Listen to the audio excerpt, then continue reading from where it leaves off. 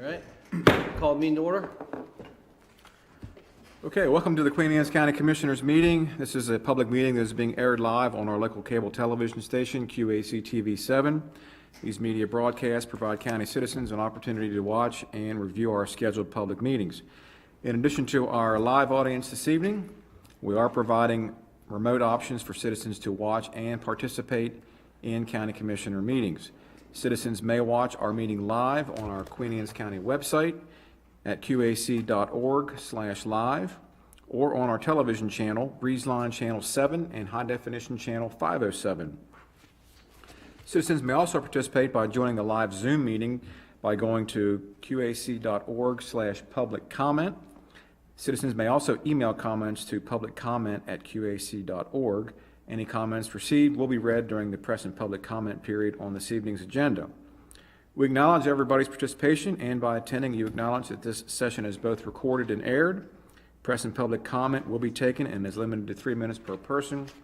If you care to speak, please sign the sheet on the information table outside in our lobby. Comments longer than 3 minutes can be submitted in writing for the Commissioner's review. We will now stand and be led in the Pledge of Allegiance by Commission President Chris Corcorino. I pledge allegiance to the flag of the United States of America and to the republic for which it stands, one nation, under God, indivisible, with liberty and justice for all. If you could please remain standing. Moment of silence for Wycomico County Sheriff's Deputy Glenn Hilliard.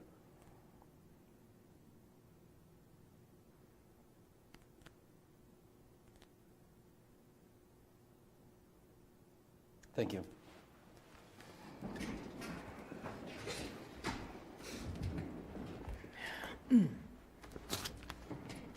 Okay, Commissioners, our first order of business is to approve this evening's agenda and minutes.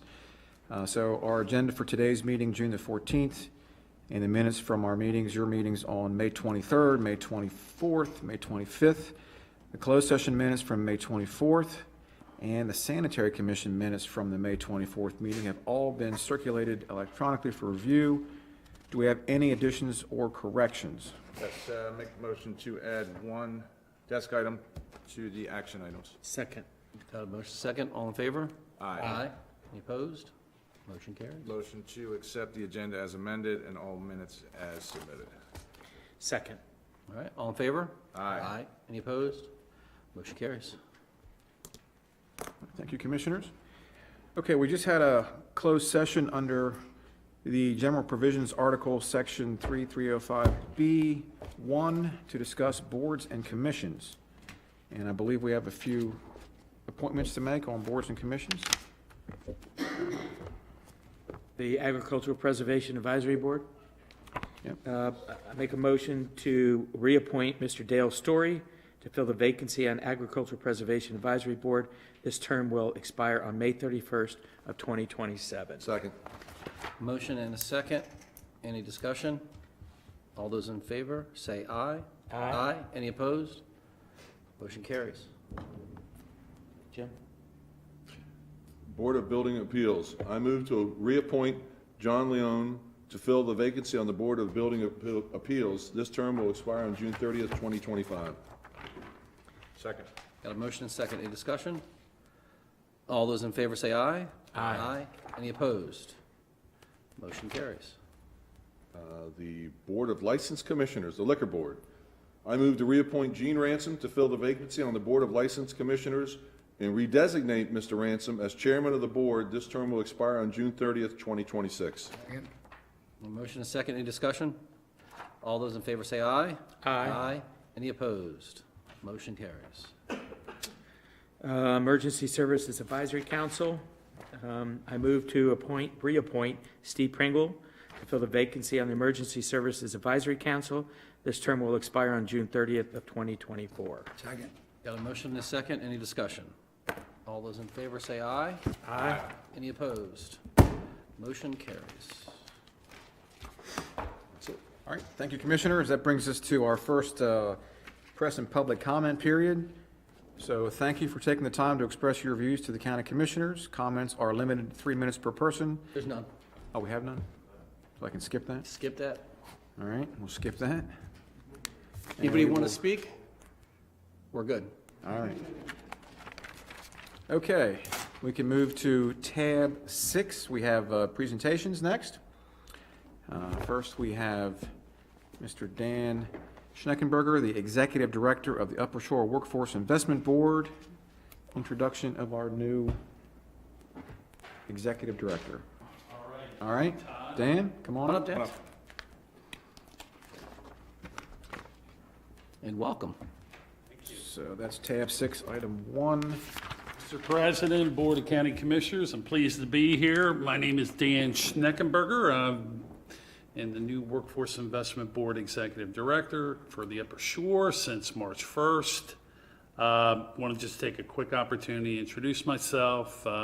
Had tried to get in earlier, but we have a lot of Tuesday evening meetings also, so thank you for working with me to finally get on the calendar, but have had several meetings with a lot of your staff people here in the past few weeks. Heather Tonelli, Rebecca Lepter, Connie Dean, certainly Linda Friday, great Chamber of Commerce president, been good for introductions and businesses to understand what's going on in the workforce in Queen Anne's County. You guys are doing very well. Your unemployment rate is just ticked below 3%, so you're doing very well here.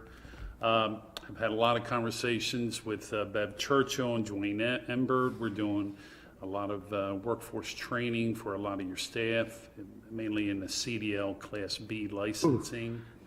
And so I believe we have about 9 employees going through our system, and they will get to training at Chesapeake College, and the WIB will pay for it.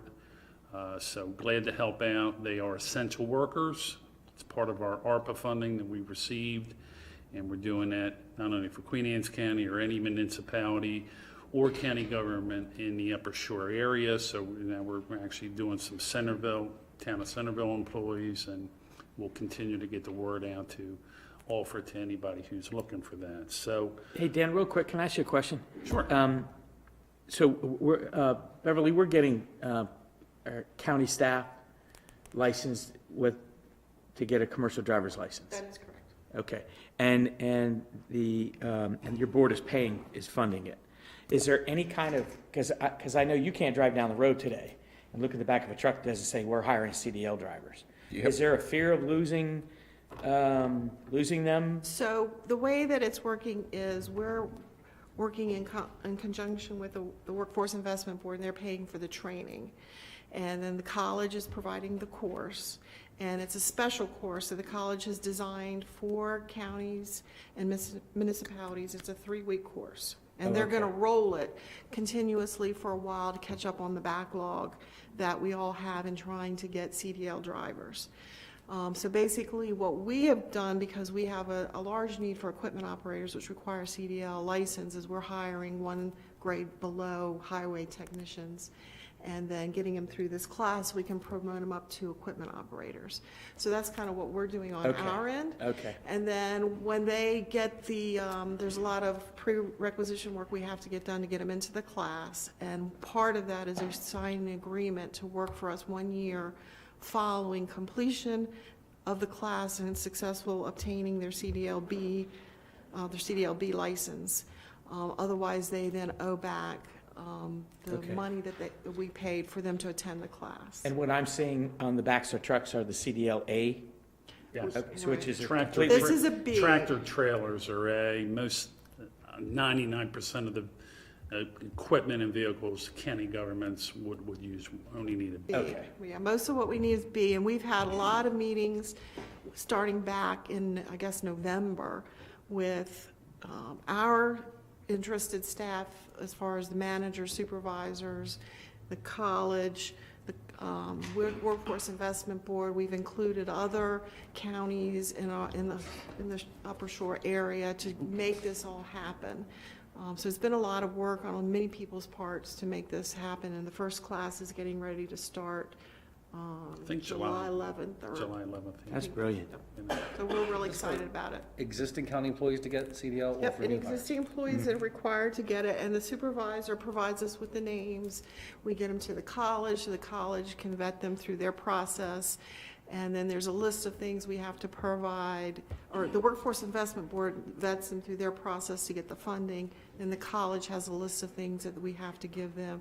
They have to have a DOT physical, they have to have a drug test. Right, sure. And we have to put them through the clearinghouse, so that's established. So there's like a lot of moving parts to make this work. Is there any requirement of how long they have had to been a county employee before they qualify for the program? Right now, we haven't put that in place because we have so many, That we need to such get, a right. need. Now, maybe down the road, we would look at doing that, but right now, we just really need CDL drivers. And you said there's 9 getting ready to enter? I believe, yeah, Yeah, I think we've Steve, registered all of them, and we've actually streamlined our process. If somebody were to come off the street, we have an intake process and then a career counseling piece. We've waived all that, working with Beverly, just to try to say, proof that you are who you are, so basically a 9-9, and that you're a county employee, and then boom, they're registered with Chesapeake College. we're trying to do everything we can, and the college, Workforce Investment Board has been great to work with as far as making it all happen. So with the vacuum we're in, how long do you think before, if we're having the intakes like you are now, right out of the gate, how long are we? Are we 6 Just months, 2 depe- years, 10 years? I And I know we're gonna have to hope not. backfill, well, I know we'd have to backfill them as people leave, that's just part, Yeah, attrition's that's part just of it, but part I'm of just it. saying, with the vacuum we're in now. I with don't number know of the drivers. backlog of the other counties, so it's just how quick all of us can get our people into the classes. I will say Beverly has been very aggressive in getting Queens County employees into the system.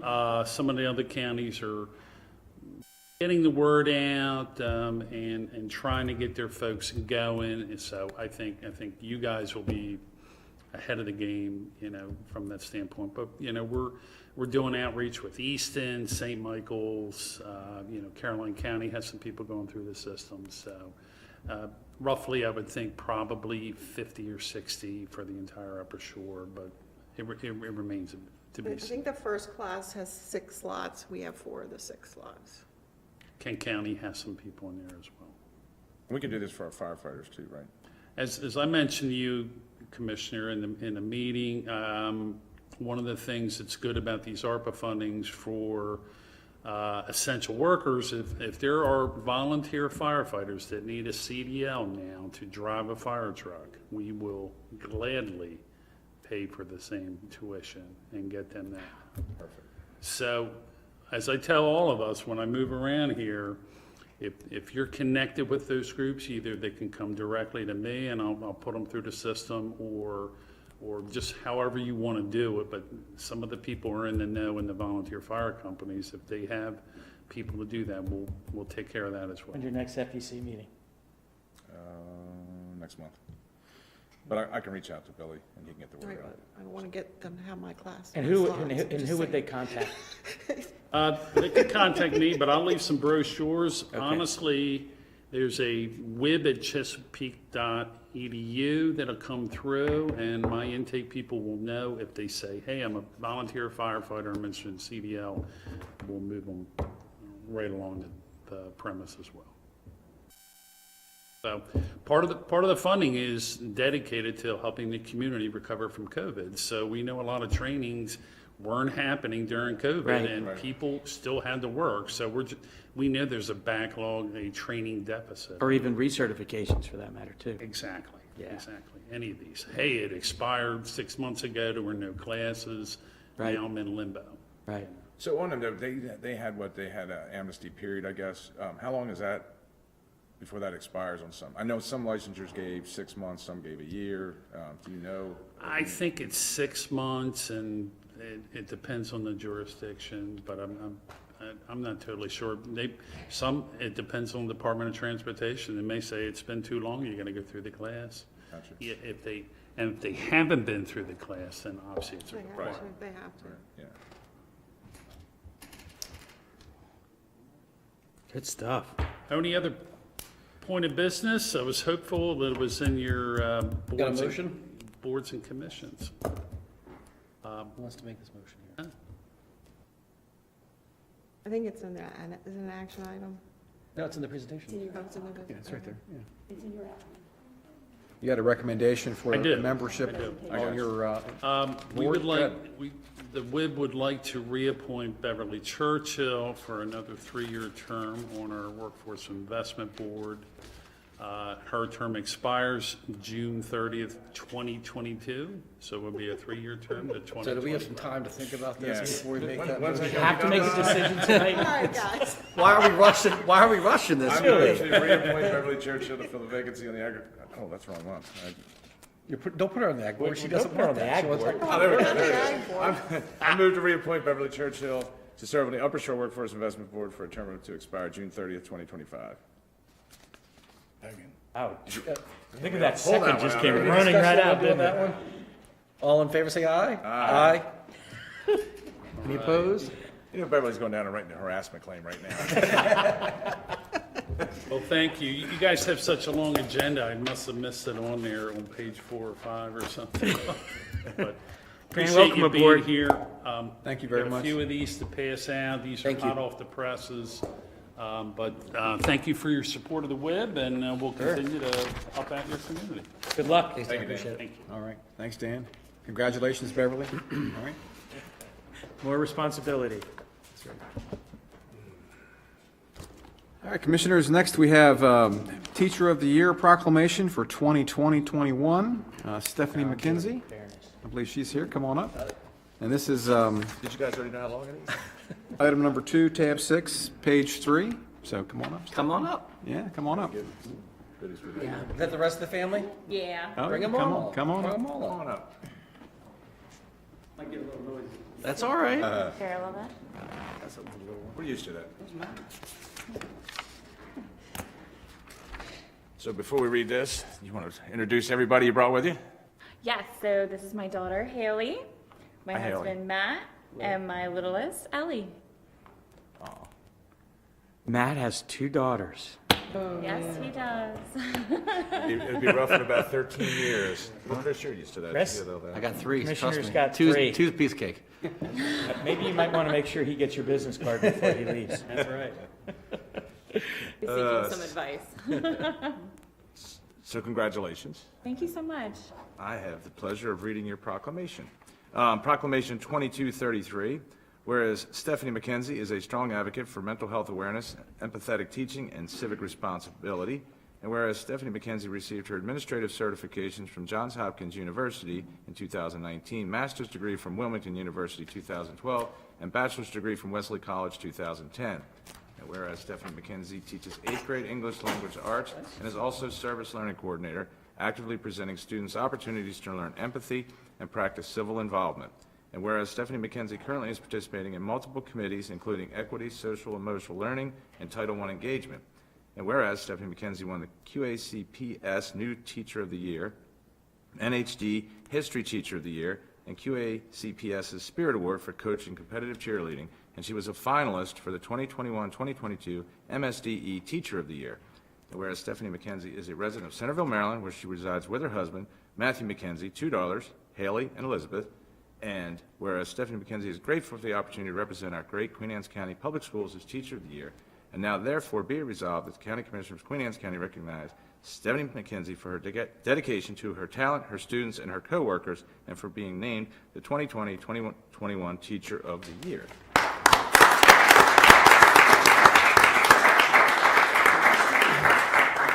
Chris, do you have the keys to the Porsche that she gets for a year? Outside. It's up code. Sweet. Electric coat. So, being in the COVID era of the Teacher of the Year, how was it? I mean, obviously, I know what's happened in the past and all. Was it? Did you get to make anything up in terms of going around the state and doing the normal stuff, the Yes. DC and all that stuff? Did you? Yes, just recently I got back from the Teacher of the Year retreat out to Deep Creek Lake. Okay. Beautiful, Garrett County, and got to make a lot of connections, kind of trying to drive some more STEM activity coming into our county. They are world champions in robotics up there, so I'm trying to get some connection brought back down here, so working with a few others here in the county to try to bring that. I know, world champions, not just the United States, world. Wow. Yep. Impressive. Are we world champions there? I don't think we are yet. We'll have to work on that. Put that on the list of We things gotta to work do. on that. Yeah, we gotta put that on the You list know, of things to do for we sure. gotta, you know.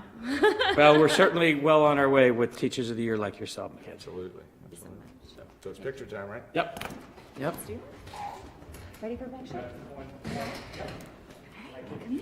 For the little one. You don't have commissioner's pacifiers there, huh? Yeah, we need those. You want that?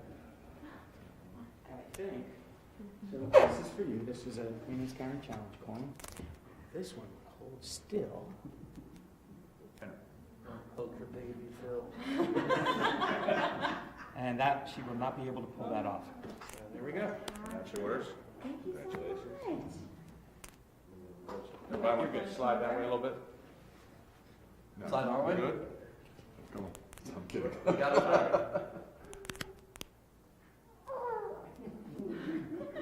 We know that.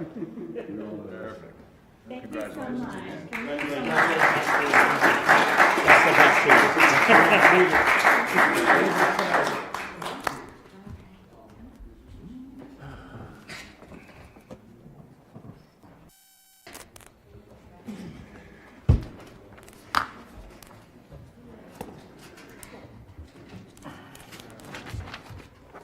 All right.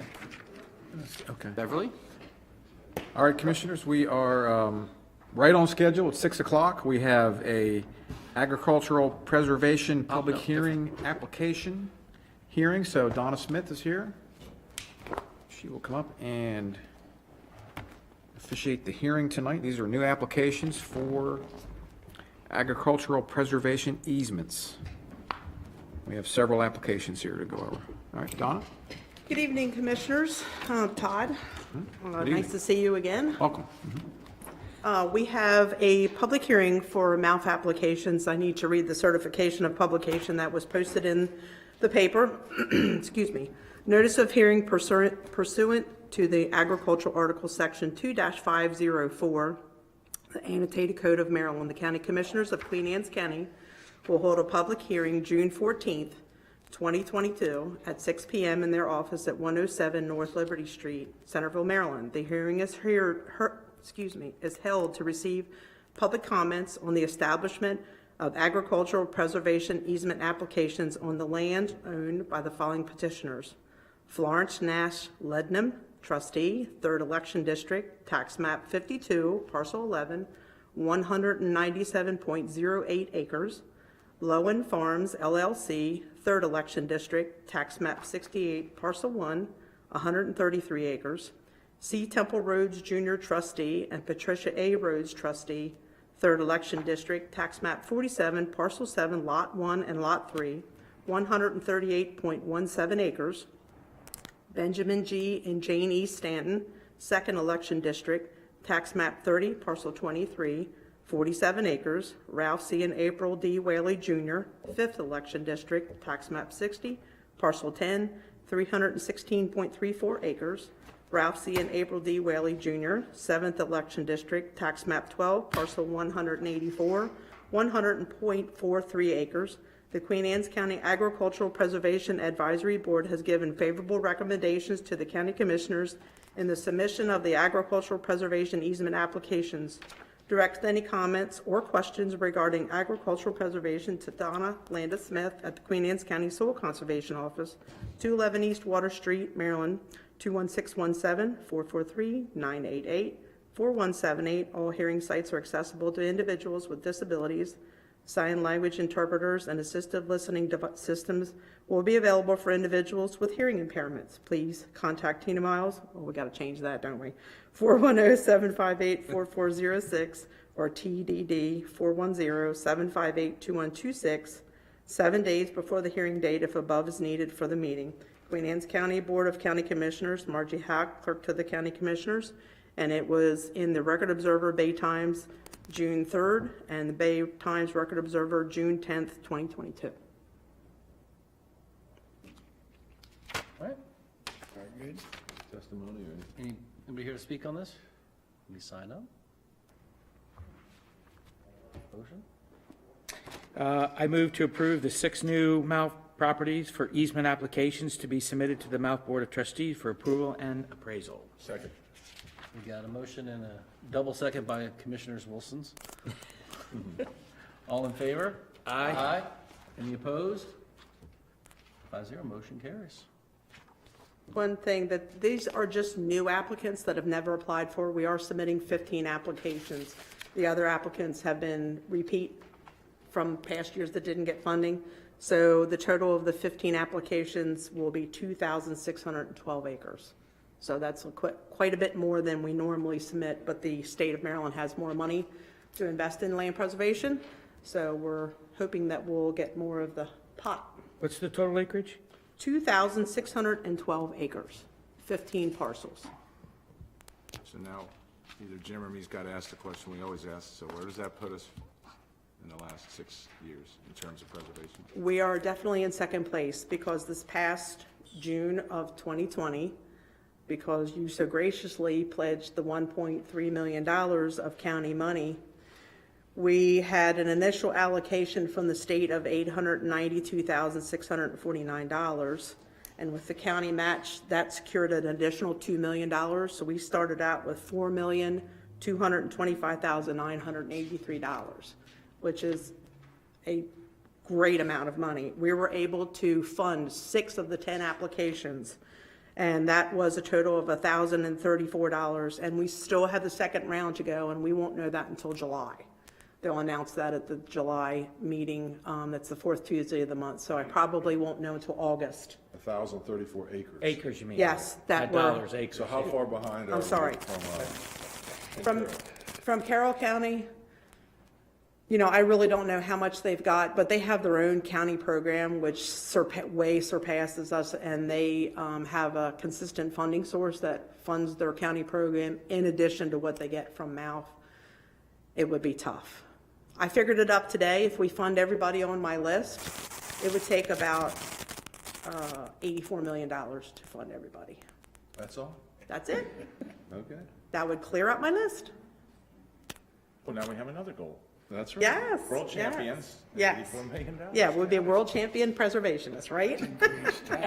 Is there any other questions? Now, the funding for this batch that will go in, I will come in front of you again in January, and we'll talk dollars and cents again in January. So typically, we deal with Mouth and Rural Legacy. Is there any other funding programs that are available for preservation?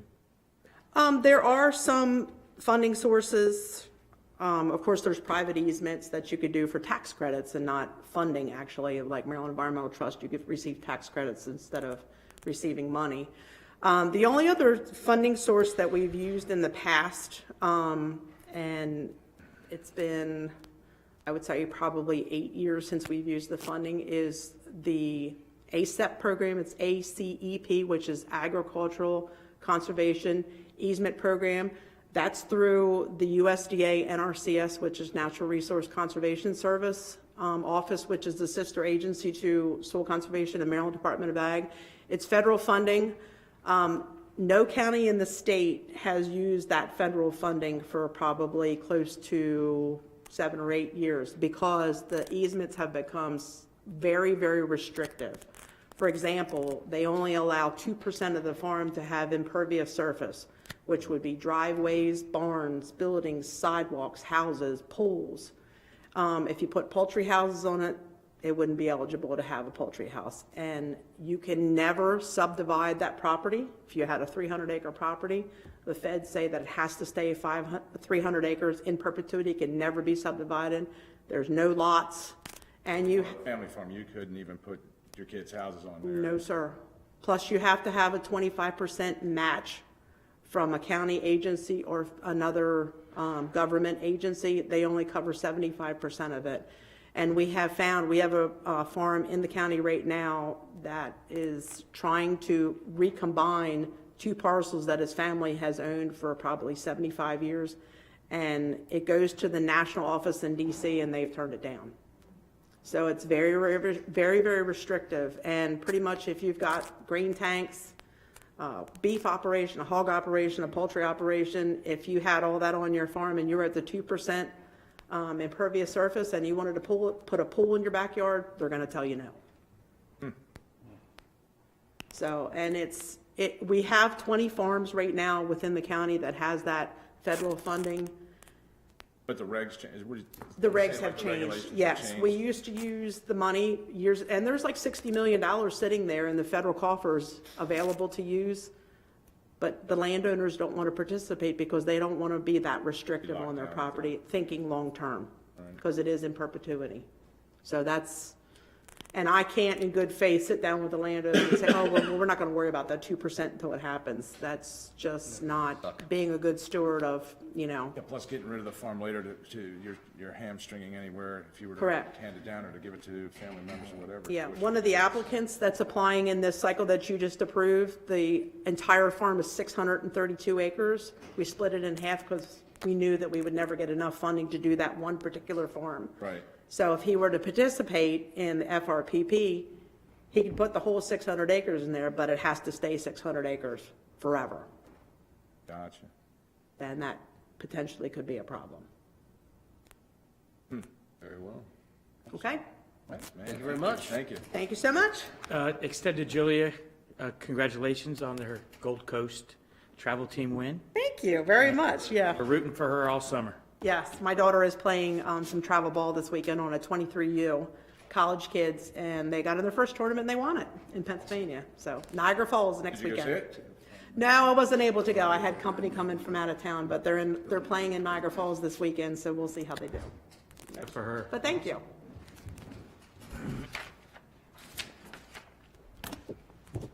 All right. Commissioners, next we have a presentation on Everside Health, and it's up on the screen here, so it's also in your books under tab number 6, item 3, page 4, and we have Beverly Churchill and Stuart Sutley from Bolton Innovation Group that are going to present this evening. Also have some visitors, some additional visitors. Oh, and our superintendent, Dr. Salins, and Jane Towers, CFO of our Board of Education. Welcome, all of you. All right. Got a full house. All right, thank you all very much. So Queen Anne's County, along with County Public Schools, we're in a consortium for our health insurance. It's called ESMIC, which stands for the Eastern Shore of Maryland Educational Consortium, just as a little bit of background. And I guess about 8 or 9 years ago, the county established a wellness committee. And in its very infancy, we started tracking patient PCP attribution rates, mainly because the committee felt that it was important for our employees to have a primary care physician so that they could, ensure that they were getting their wellness screenings and exams. If there was a disease or illness found, it was found early so that there could be some intervention. But when we started tracking that, we found that about 13% of our employees did not have a primary care physician. So the Wellness Committee started trying to promote that as an issue, but we've struggled with that. And so right now we have about 24% of our employees don't have a primary care physician. And generally on the Eastern Shore, historically, it's been an underserved area for primary care. And, sometimes we've experienced turnover on the shore with providers or challenges with access to care. And we'll get into that a little bit more here in a minute with the presentation. But today, I want to present to you an alternative we have to offer to our employees with access to primary care providers, and a mechanism also with it to help control a portion of our medical costs in our health insurance plan. So we looked at this model a couple years ago, but it wasn't really developed enough to bring it to you. But now, with ESMIC and partnering with the schools as our partner, we have a model that we think will provide a unique opportunity for all of our employees and their dependents. So right now, I want to take a minute and introduce you and turn the presentation over to Stuart Sutley. He is with Bolton, and Bolton provides the consulting for our ESMIC group. And so we want to let him sort of give you an idea of what we're calling Everside Health, and providing a health center that would be fully accessed by our employees and their dependents. Great, thank you. Good evening. As Beverly said, I'm Stuart Sutley, and I've spent probably the last 25 years in healthcare, really working with employers around the country on strategies to help better manage healthcare costs and risk and greater access. And before joining Bolton, I ran the health center business for Johns Hopkins. And so I've spent a number of years in, how do you bring a new model of healthcare to a kind of a captured audience, which is an employer and their dependents for a lot of benefits. And so I'm going to walk you through this quick presentation and any questions along the way. But I'm going to kind of set the stage first and then tell you the solution. And to set the stage, there we go, is probably quite a bit of this is what you already know. But there is a national site out there that's hosted by the Health Resources and Services Administration that actually designates counties around the country that are medically underserved. And Queen Anne's County falls into that. That just means per capita, there's not enough primary care to support the population. And so what you typically see in these situations, as Beverly just said, is you see more and more people starting to use urgent care as a means to take care of their health care needs, but that's not really the goal of urgent care to be your primary care. Urgent care is for the presenting issue. I have a cold, I have an injury, I have 6 kids, I have an urgent care near my house, and I've funded it personally for many years because that's what it's there. It's for that immediacy. But what we're missing in this country is the establishment of a relationship to really help people manage their care. And it's getting harder. We're at a really interesting time right now where there are many primary care physicians that are retiring and not enough coming in to fill the void.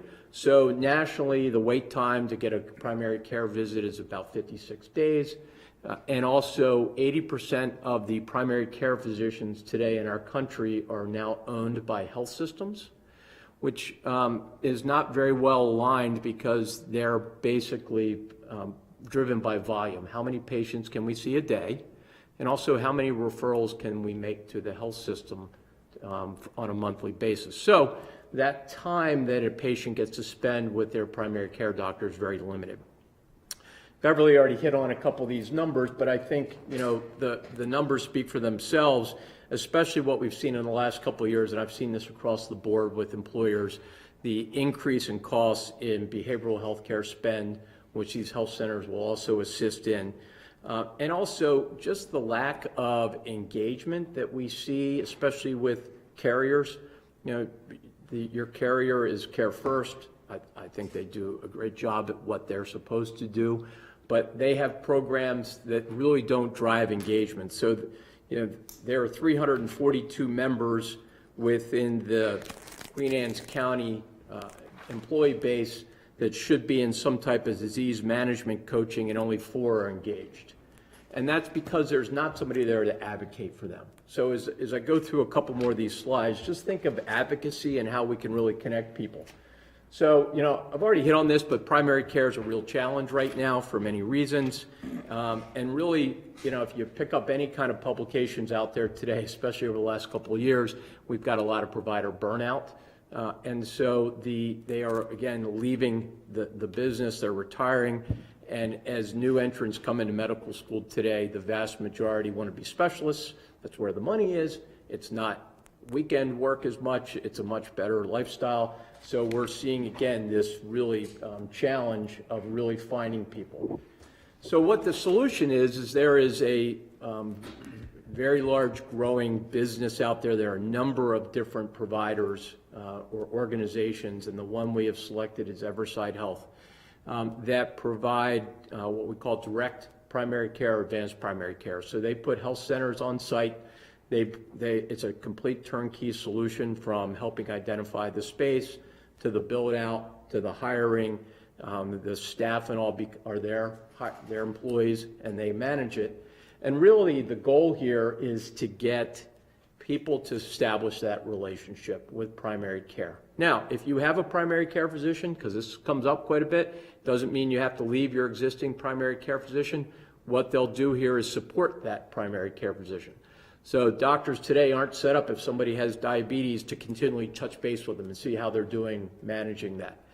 In this model, that the staff at Everside will, with the patient's permission, meet with or talk to their doctor and say, let us do that on your behalf and we'll keep you up to speed.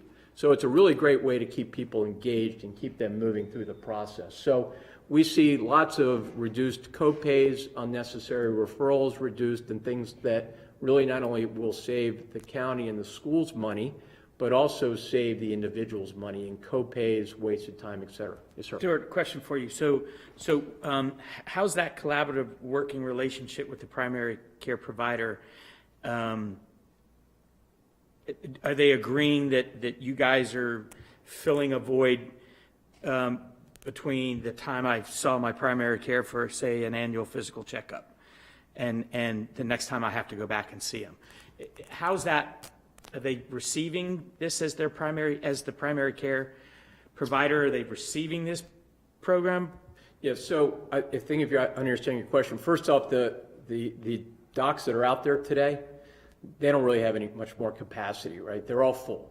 Okay. So they're not really threatened by this model that we're going to come in and take all their care their away. patients, right? So they're full. What they are challenged with is the continual touching base with the patient, because honestly, they don't get paid for that. You know, the healthcare today is a fee for service. So once that patient comes in and they pay for their annual primary care visit, or they pay for their diabetes management, every time they reach out and touch them and talk to them, they're not billing for that.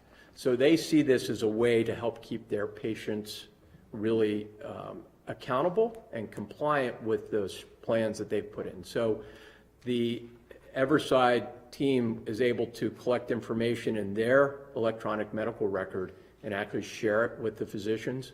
So if you had another physician in the community, you went in, they will actually have already some of the care that happened behind the scenes. So it works very well, and I think the ladies here will agree. We also have talked to several of other folks in the area who know, and some of the other systems here, who would agree that they'll see this as advantageous, not a threat, because again, there's so many challenges with the number of patients available and the lack of access that's out there. Did that answer? Yes, your it does. question? Thank you. Great, thank you. So the vendor that we have selected, and I've worked with quite a number of them in my career, is Everside Health. They have about 400 health centers around the country. Again, it's very turnkey. They just actually were voted by CLAS, which is a rating agency, as the best advanced or direct primary care operation for 2022. Basically, as I said before, this is really a turnkey solution. Our ultimate goal in working with ESMEC is to also work with some of the other schools and counties on the Eastern Shore, where potentially we can have a number of these out there so that it will actually be accessible even if I'm commuting in from another county, for example. So if I live in Kent County and I'm coming here to work, I could use other facilities. So there's really a master plan here over time that we really think is going to be advantageous. And I've been very fortunate. I've just put health centers into about 3 other school districts recently in the state of Pennsylvania. And the number one reason besides controlling medical costs was actually retention, because this becomes a great retention tool. If we're giving basically free access to this service, and you're looking at other opportunities, it's hard to pass up the savings, the convenience, the access for me and my family for something like this. So a little more about, this is, I know, a little bit of an eye chart, but it gives you a great feel for the scope of services. And this is, again, can be very advantageous to other costs that are being already assumed. So DOT exams for bus drivers, for example, they can do DOT exams. They can do firefighter exams, police exams. There's very specialty type services that are out there that these health centers can start to assume, which are things that you may be already paying for or are paying for as a county. In addition, they see dependents, 2 years old and up. Probably the most popular thing for the dependents are the much forgotten school physical and sports physical, Yeah, meaning we remember the day before. I was just gonna ask We that. remember the day before that, oops, I need that. right. And the model is really driven on a same day or next day availability. So the ability, again, to be able to get in, access quick care, and get services rendered is really a significant opportunity. I like to say, as you look at all these services here as a self-insured employer, like you are, that's a variable expense. You don't know who's buying what until you get the bills in from your carrier. We have negotiated with Everside a specific cost so that there's a flat, transparent cost to manage all of that. So now we're taking this variable and fixing it, because this, no matter how many times somebody comes in, how many times they use it per month, or what services, the cost will always stay the same month to month to month to the county and the schools. So again, a really, I think, innovative way over time to start to control cost within the county and the schools as utilization is increased. And listen, there's just lots of positives that come out of it, lots of positive experiences by the patients, what they value in it, better health outcomes. One of the reasons that we chose Everside is because they actually use a third-party actuarial firm, Milliman, which is a global firm, to actually validate all their outcomes. They're the only one that does that. Most of the others validate their outcomes internally. And we like the fact that they use a third party to ensure that all these numbers are every year. They kick the tires, make sure they're valid and work. And I think the one that I like the most is that based on surveying all of the patients or employees, that 76% really had a better or improved outlook on their employer for offering services like this. So again, as we're talking about recruiting and retention, I think it's a very positive benefit, and most employees rank this as their top benefit within the organizations they work. Keep in mind also, although we're talking about controlling costs for the county and the school, we are also reducing the out-of-pocket expenses of the individuals, so the co-pays. We just put a health center in with Amick Farms in Hurlock, if any of you all know Amick Farms, and they had one woman who once a month had to go drive to Easton to get allergy shots, and she had to go make a copay, had to drive there, do all that. Now she does it in the health center, no copay, saves time, she gets it done at work. So those are the types of things that over time will really be seen as a really big benefit. So not only, again, out-of-pocket savings for the individuals, but also savings overall. We took 3 years of claims data as Bolton, and we took it to Everside, and we asked them, based on their about 700,000 lives that they managed, to do an ROI analysis for us based on their book of business. And basically, we got in writing from them a return on investment based on utilization patterns that they anticipate, again, through their book of business. We also negotiated performance guarantees so that there is money at risk by Everside based on the utilization, the patient satisfaction, clinical outcomes, and the return on investment. So there is a healthy 5-year return on investment that has been presented, which again, I say healthy because the numbers are good, but it's also conservative and it's based on their existing book of business. So, we believe that it was a very relevant and cohesive analysis that they did on the benefits. What do they use as far as participants? So they use a percentage, they scale it, so they use participation rates that start as low as 50%, and then they scale it over time. I was involved in opening the Hurlock facility for Amick Farms. It's been open 6 months, and they're at 92% participation. Wow. Now, I want to be fair, they're more of a captured audience right there. But I really think when we promote this the right way and we are really working with all the families to understand the value of this, that we'll see that utilization and that these numbers are realistic. Again, we've put performance guarantees into the contract to hold Everside accountable to that. So feel very good about that. Coming to the conclusion here. Get this thing. Yep, there we go. Back there. Is that the last one? Yep. Yep. So from a funding source standpoint, the schools, very fortunately, put in for a grant that was available through the Maryland State Department of Education, and they received thumbs up on some significant funding to help get the health center up and running. Also, through the ESMEC plan that is in place, there are reserves. So the dollars that we have identified to get this up and running and utilized will be paid for through the funding and the reserves. So the dollars are there. I think the ESMEC has already signed a master agreement, so that again, all the terms and conditions, the performance guarantees have already been negotiated. The advantage to this group here, because they're kind of the first one in this consortium, is that if others join, there will be price decreases back, as I kind of call them the anchor. So there's benefit that we have negotiated to this group as well. The last thing is, the various legal counsel or solicitors have looked at the contracts.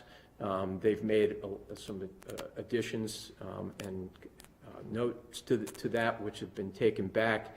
Nothing obviously has been executed yet, but everybody's in agreement in some of the changes. So that's been thoroughly vetted. And so the goal here is that if approved, that they'll start the process of identifying a space. That would be a collective effort. That's going to be my next question. Somewhere here within the county.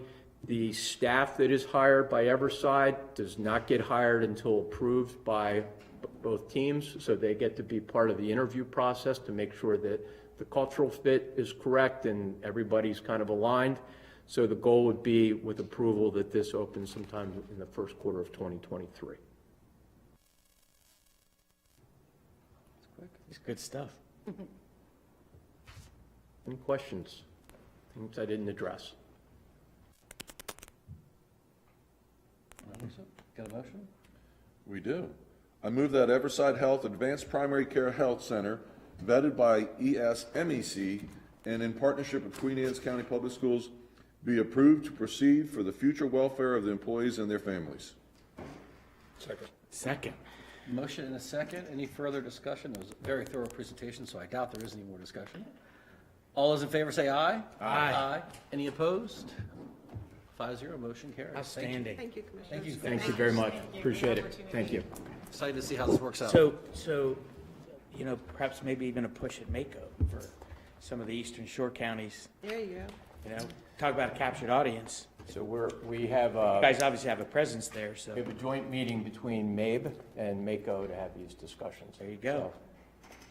There you go. You're invited if you'd like to come. Well done. Thank you very much for your time. Thank you so much. Thank you very much. Yep. Excellent. All right, Commissioners, our next presenter is Mr. Bruce Bariano. He's going to give us the 2022 Legislative Review. So he is here. And if you want to turn to item number 4 on page 16, also in tab number 6. It's item 4, page 16. Good evening. Good to have you back. Good evening, Mr. Chairman and members of the County Commissioners. It's a pleasure to be here. It's, once again, let me thank you very much for the honor and privilege and enjoyment of representing Queen Anne's County since the beginning, and particularly this last legislative session. I would like to go over some things, and please, very happy to answer any questions you may have or any issues you may have. As you know, this past legislative session was the last year of the 4-year term of not only the governor, but the legislators. The new legislature will come in the second Wednesday in January of next year.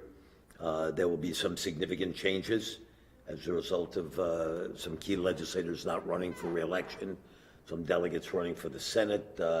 Redistricting has thrown some people together that is rather unusual. 3 incumbents in a 2-member sub-district and things like that. So there are going to be a lot of changes, but that's part of the process, part of, I guess, the governmental. I've been watching it carefully. I'm very prepared for it, meeting with people, participating and being involved. It's going to be the first time in my memory that you'll have at the same time a new governor, a new comptroller, and a new attorney general at the same time. I mean, we've obviously had that, but so that's something significant from a continuity standpoint. Derek Davis, who's the treasurer on the Board of Public Works, I'm sure will be reelected to the to that position and will continue. But there's a lot of change coming, and I just bring that to your attention. It's not something to be All the more concerned. reason to get out and vote. Yeah. I look forward to seeing all of you in January. And let me go through some things here. I know you've been receiving each week throughout the legislative session the sheet that I've been keeping of various bills and everything. I'd like to run through some of them. I'll be happy to answer any questions, and I want to bring up a couple of items. As you know, the Ken Island Drawbridge fishing prohibition bill passed. Finally, I know that was in for a couple of years. That went through. The alcoholic beverage bills went through. Finally got Sunday hunting. It's not as expensive as I think everyone wanted, but it is something. I mean, the chairman of the Senate committee just had a whole bunch of counties ganging up on him, which they should have, because he just didn't like Sunday hunting, and got something passed. And so that I know was on your item list, and I'm glad that happened. An expanded definition of agritourism, that bill passed, as well as the use of buildings in the county for agritourism, that passed as well. Let me talk about highway user revenues. There was a victory, but in my feeling, it was really very minimal. And I sat in on the hearings. The hearings were very profound. You had all county executives and the head of county commissioners, and really everyone physically coming to Annapolis and testifying. I mean, Mako and MML really put on a very significant, compelling presentation. And I'm not just saying this to say this, but I'm very, not just perplexed, but it just baffled. Some of the legislators came out of county government or municipal government, and yet they're treating their brethren very inappropriately. You all know better than I that this was supposed to be a temporary thing, and here 10 years later, we're still begging for some solution. The solution that came up is not great. It's just not great. For example, for this FY23, which will start July, Queen Anne's County should get about the same that they've been getting the past several years, $1.3 million in highway revenue funds from the state. Without the bill having passed, the county and some other counties would have dropped down to about $800,000 a year. This bill bumps up the county share starting in FY24, not FY23, but FY24. The county will get about $2.2 million a year, up from FY23 of $1.3 million. So you'll be getting roughly an additional $1 million starting 24. Guaranteed? Yes. Because we heard this in 5 years. This is a 5-year. Yeah. But it only goes to FY26. Right. FY26. And then there's a cliff effect. In other words, if the legislature does nothing further, it'll drop down to approximately $1.7 million. So I'm really hopeful, and I'm sure you all feel this way yourselves, that once a new legislature comes in, we see who's where, and what seats and positions and what have you. I'm sure, I'm not saying anything that others haven't thought about, but I'm sure that Mako and MML really should start now, not wait till then. I would start, my recommendation respectfully would be I would even start in the beginning of the first new session of the legislature, which I know people are getting settled in and what have you, but start the dialogue, start the pressure, because, and you're gonna have new people, really, you're gonna have different politics, you're gonna have a different governor, you're gonna have different controller, as I said, and make sure this cliff never happens, and not that the cliff doesn't happen, but go back to where it was before. But those are your numbers. As I said, $1.3 million this FYI, then to 2.2, but then the cliff, comes up. So Bruce, to the broader problem. Excuse me? The broader problem, in my opinion. Oh, it is. The reason there's this cliff is because, and we've had conversations at the MACO with the Senate President and the Speaker, is we're pushing by 2025 to have X number of electric vehicles on the road. Right now, our highway user revenues are pushed through by our registrations, and everybody knows the gas tax. Right. Or less vehicles using gas, less taxes there are being collected, the less money there is in the pot for the highway user revenues. And asking the point blank question, how are you going to backfill that money in the next 4 years if you're pushing away from the gas tax, basically, to more electric vehicles? And Mileage of use. Yeah, but they don't have see, electric vehicles are built for short mileage situations. So your longer trips would be cut down, which is where you're using more of your gas. You know what I mean? So they have no solution, honestly. And I think that's why they're giving it the 5-year plan, because they got to figure something out between now and then. But ultimately, you could use travel miles, right? For electric, right. You could do that because they still use the roads. They still wear the roads down, and they're actually heavier than an average car, so they actually do more damage to the road because of their weight. So yeah, something exactly.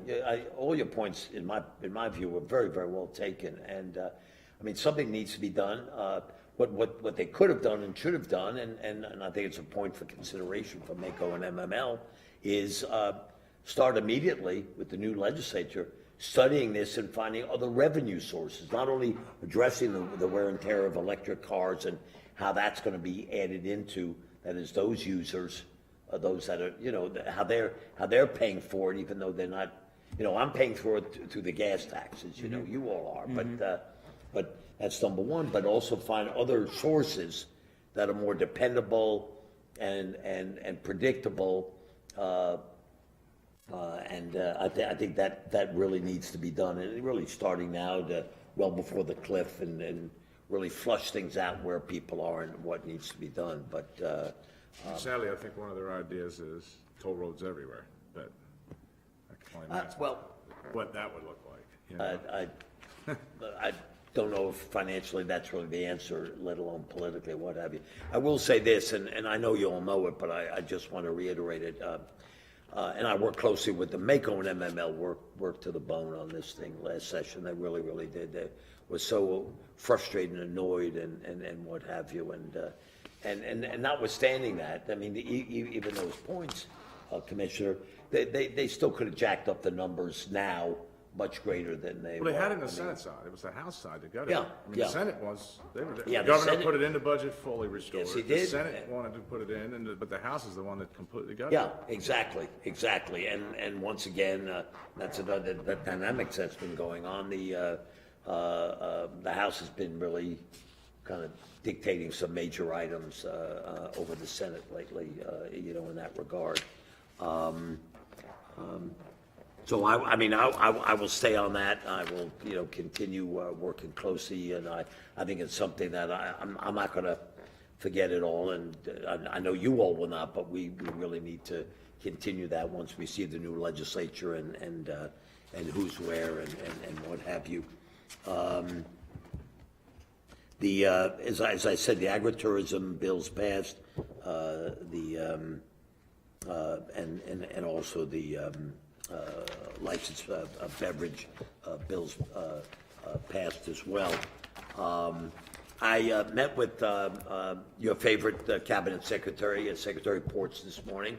I was at MML, and he tells me to send regards to you. He had told me, and I think I indicated to your county administrator, he told me a couple weeks ago as I was bugging him, he said, Bruce, relax. And I know him, meaning it's going to be done, and as you know, the announcement was made, very excited about it. He says it'll take maybe 3 to 4 years for the feds to come back with the study and what have you, that we should remain actively participating in what have you, in that regard. And I'm sure you'll see him when he comes in on the consolidated transportation meeting. But that was good that happened, and he really appreciated all the efforts you made in getting the resolutions and the support and the letters that was very, very helpful from the federal standpoint. I also took time and went up to, and I hope I'm pronouncing it correctly, the Whitsett Center. Whitsett Center in Kent County. The county administrator had brought to my attention the situation, and so I went up there. I brought a client of mine from Anne Arundel County who runs the Pascal, named after Senator Robert Pascal and former county executive Pascal Crisis Stabilization Center, and they're running a facility on the Anne Arundel County land of Crownsville, which has been highly successful, and possibly they're looking into expanding. I know you all have, an elected officials meeting coming up on that issue. I was asked not to be there by the head of the center, which is fine. I didn't take any offense or anything of that nature. But I just, want to tell you all that I'm up to speed on it. I understand the critical nature that place cannot close. I mean, not only for this county, but for the others as well. I know my client is very interested in what happened, just briefly without getting bogged down, is the county gave them a building to lease for $1, and they put in about $700,000 of their own money in to upgrade it to code and retrofit it, and they're operating it at no cost to Anne Arundel County. They'd be very interested in the facility. But there are other options, as well. But I will continue to stay focused on it. I've had a lot of conversations with Senator Hershey about it, and and others, and I know it's something very, very critical that needs to be done. Be happy to any questions that you have. I just got one, Bruce. So there was what I would consider a companion bill to our agritourism, us getting onto the state's agritourism that Senator Carrozza had brought up. Where did that ever wind up? Do you know? It's Senate Bill 538. It was a land use agritourism bill. It was kind of I would call it a companion bill to what we were doing in terms of defining what buildings could be used for agritourism, how they would fall under local zoning and that kind of thing. Did that, The 558 passed, and 538. Because it's only showing first reading on here. I didn't know whether, because I thought it got further than that. I thought it at least got a hearing. just bear with me a second. Companion is House Bill 673.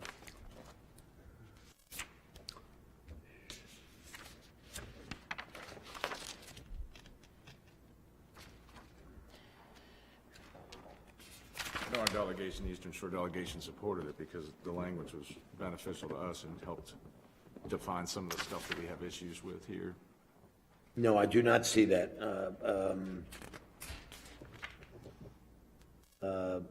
No, I don't. Well, in your travels or whatever, if you get a chance Yeah, to talk to the senator and find out I if she's will. going to bring it back again, and if there's anything we can do to help support it to get it through to. I think, and what I'll do is I'll compare them. I think with some of the other bills passing that expanded the definition of agritourism. Well, that's just it, what the definitions were. That's what I'm saying. So maybe they incorporated an amendment in the other one. I didn't see anything in there. Since that was passing and it was statewide, the others did not go. I'll get back to you on that. Give me clarification on So there was an expanded definition, Right. and also separately Uses and buildings buildings that and can all, be right. used and stuff like that.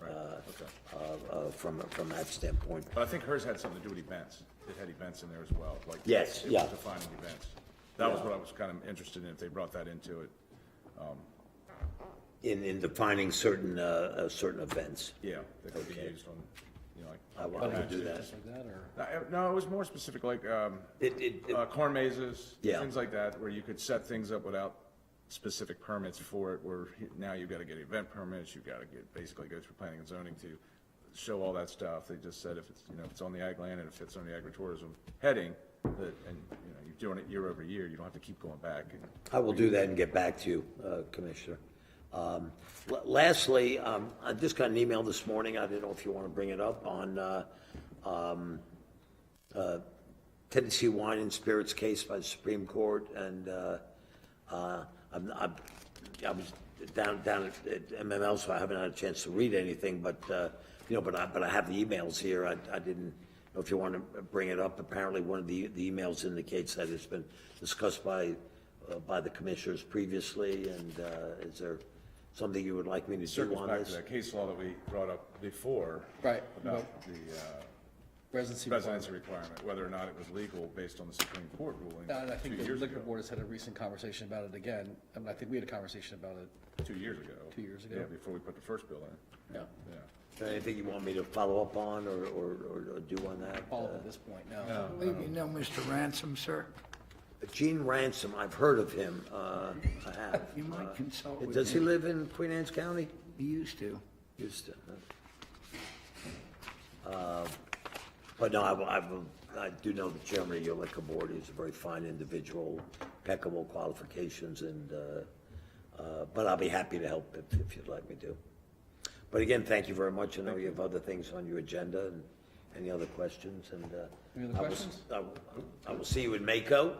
And very respectfully, I ask you each to put on your calendar the 28th of September for the Taurus Crab Feast in Crisfield. Would love to have you there. I'd be very honored to have you there. It's going to be the governor's last as governor, and it's going to be after the primary, and it's going to be a lot of politics. To the extent you enjoy that stuff. Thank you all very much. Appreciate it. Have a good evening. Thank you. Thanks, Bruce. All right. All right, Commissioners, the next item on our agenda is the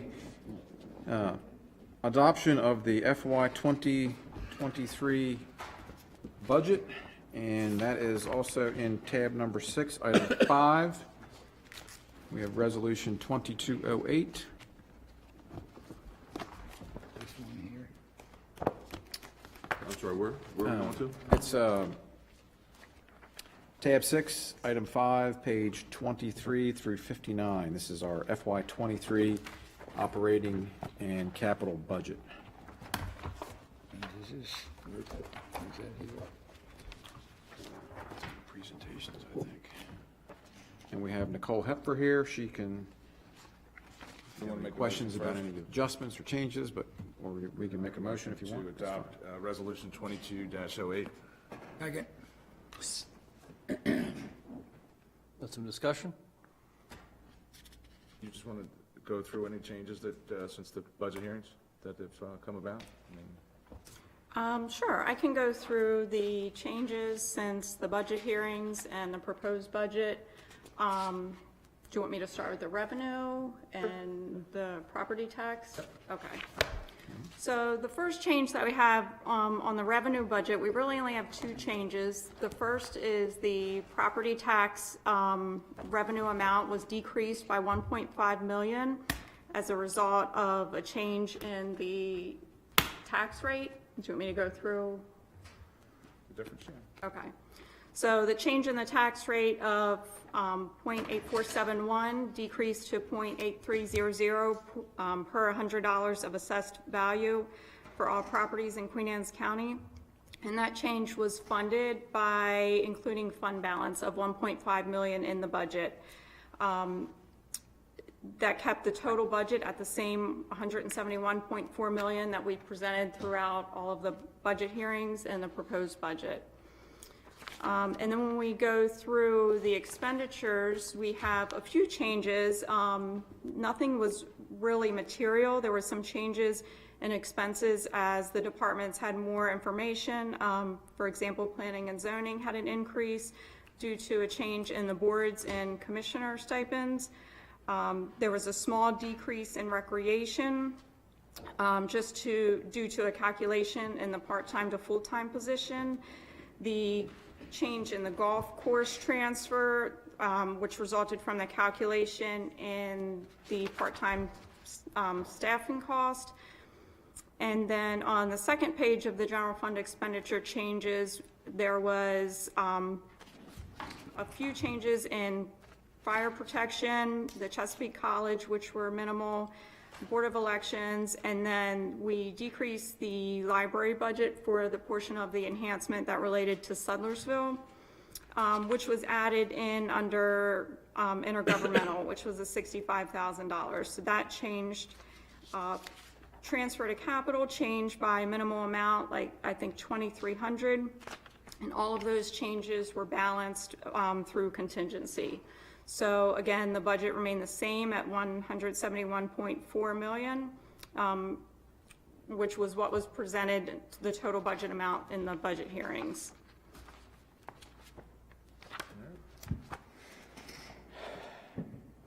Any other discussion?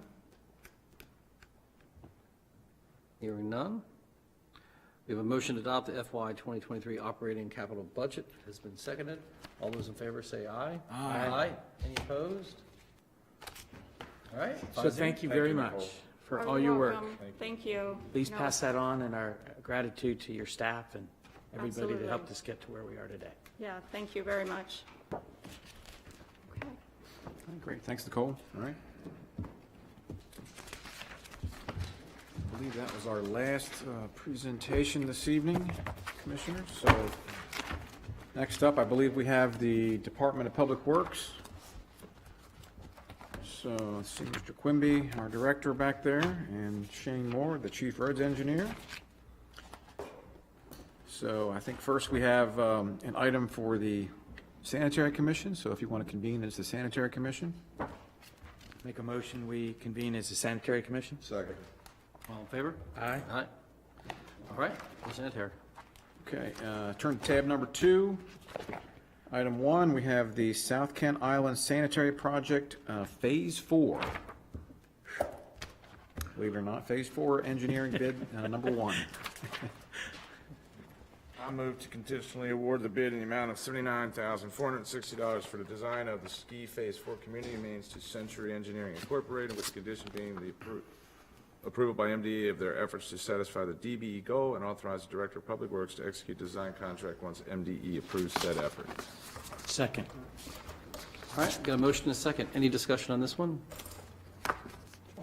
All those in favor say aye. Aye. Aye. Any opposed? 5-0, motion carries.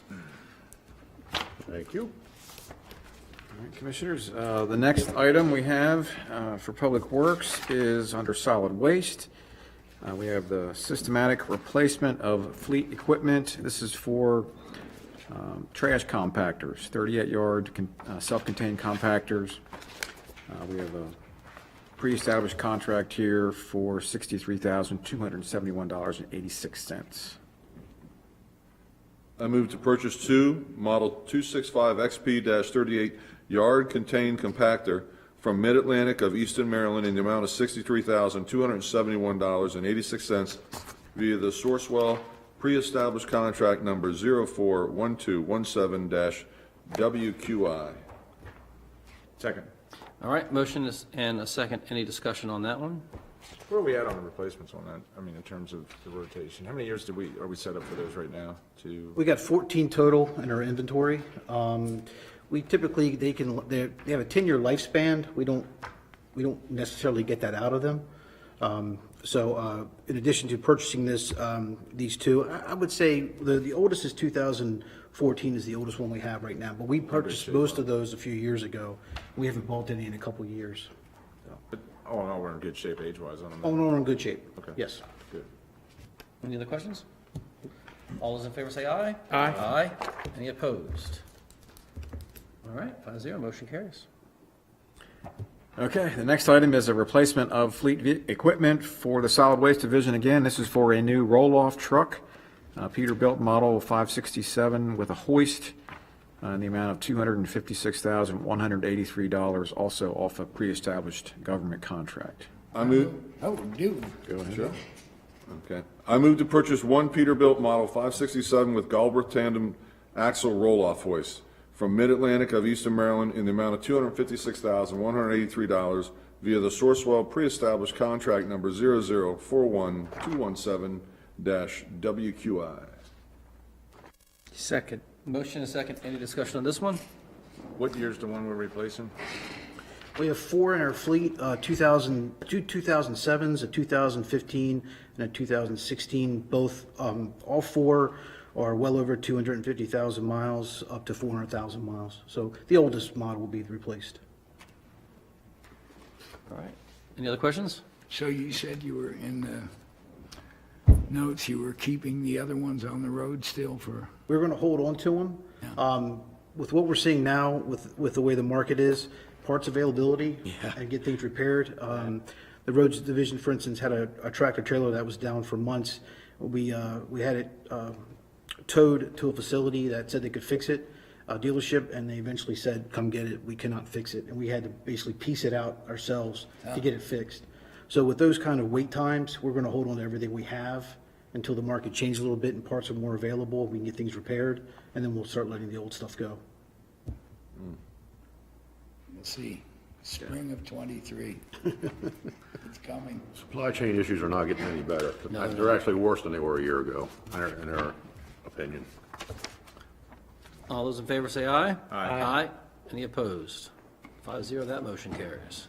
Systematic replacement. Roads? Thank you, Commissioners. Okay, so we have, I guess, a couple items here for the Roads Board. Make a motion that we convene as the Roads Board. Second. All in favor? Aye. All right, roads. All right. First up is continuing with the road improvement projects down in Kent Island Estates. This is a request for a public hearing for Virginia Road. Virginia Road. Move to schedule proposed Virginia Road Improvement Project public hearing at the Kent Island Estates Community Hall. And I'm pushing for July 6th, if at all possible. What date? The 6th.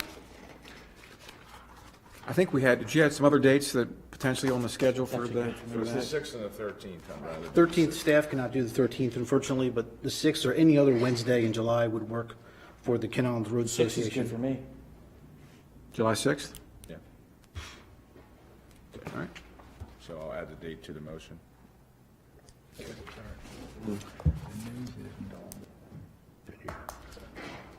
Are there any questions with Virginia Road request? It was a very good information Systematic meeting. replacement of their roads. Yeah, that's right. It was a very good information meeting, one of the most interactive we've had. A lot of good questions. The homeowners really did their homework. We had a total of 8 attend the meeting out of 19. All 8 were in favor of the project that attended. We did have another one in favor by email, and then we had one send in a letter How many opposing. homes on Virginia? 19. 19. The sentiment from the residents there, they've been paying for ski for about a year. They're paying quarterly payments of several $100s, and they feel that the way the project was presented, being a 10-year assessment term, was a little expensive for them. They came up with the idea of a $500 limit. That's what they were hoping for, so they've asked to go to a 20-year term, which we certainly are fine with. We've checked with finance and checked with Pat Thompson. And in this memo is a scheduled breakdown of costs for you to review. A 20-year term would lower the payment down to $504.77 estimated. It would cost the typical property owner about $1,000 more over 20 years, but they could always pay it off early if they wish. The deal is that we have to advertise it as a 20-year term in the paper and in the certified letter if that's the way we're going to move forward. So we certainly feel 20-year is fair. Commissioners so agree. I should have done it on the other one, honestly, because we had a discussion. Yeah. Well, you still can. Yeah, we can still. And that's fine. I mean, I'd like to revisit that if we could. Yes, we On the can. last one we did. We can do 20 year that. on that, because that was one of the things they brought up, that if we could change, we. And what we're going to see, in case you haven't noticed, as we do, this is our third one we're working on. Each one gets a little more expensive. It's getting a little more complex, and they're going to keep going that way. So the 20-year term will definitely And help why with is that? We worked with the Roads Association, picking the easier, smaller ones to get going. It's a little cheaper to do those. Okay. And as we get into Get the more low- complex, well, the low-hanging price fruit will go done. up. And there's some projects that kind of are over our heads. Yeah. Yep. puts them all together is the big one. Okay. Alan, do we ever forward buy ingredients like asphalt where you think the oil price might be? I don't think we have any place to store it. What's there? Store it? Where would we store it? That's the issue for us. And it can be dangerous to store. We had tire putts blow up before in their yards, so it's, I don't know. I don't know if it's worth it. Any other questions? All right, all those in favor, say aye. Aye. Aye. Any opposed? All right, motion carries. Thank you. Thank you. All right, and the last item is item number 5 on page 20. This is the cooperative agreement between the Department of Agriculture and the county that provides cooperation in the control and eradication of noxious weeds. The weed control. I move to approve the 2022 cooperative agreement between the Maryland Department of Agriculture, MDA, and the county for the control and eradication of noxious weeds.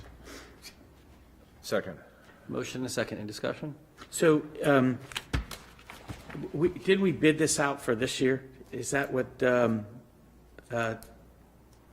Economy Tree did? Or is that something different? That's That's different, yeah. Okay.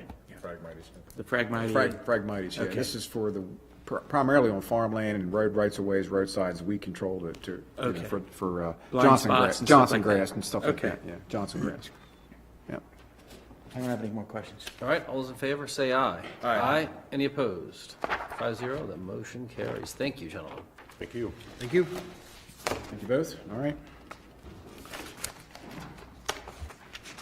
All right, Commissioners, we can move into our other action items. If you want to turn back to tab number 3. I think we have 18 items here.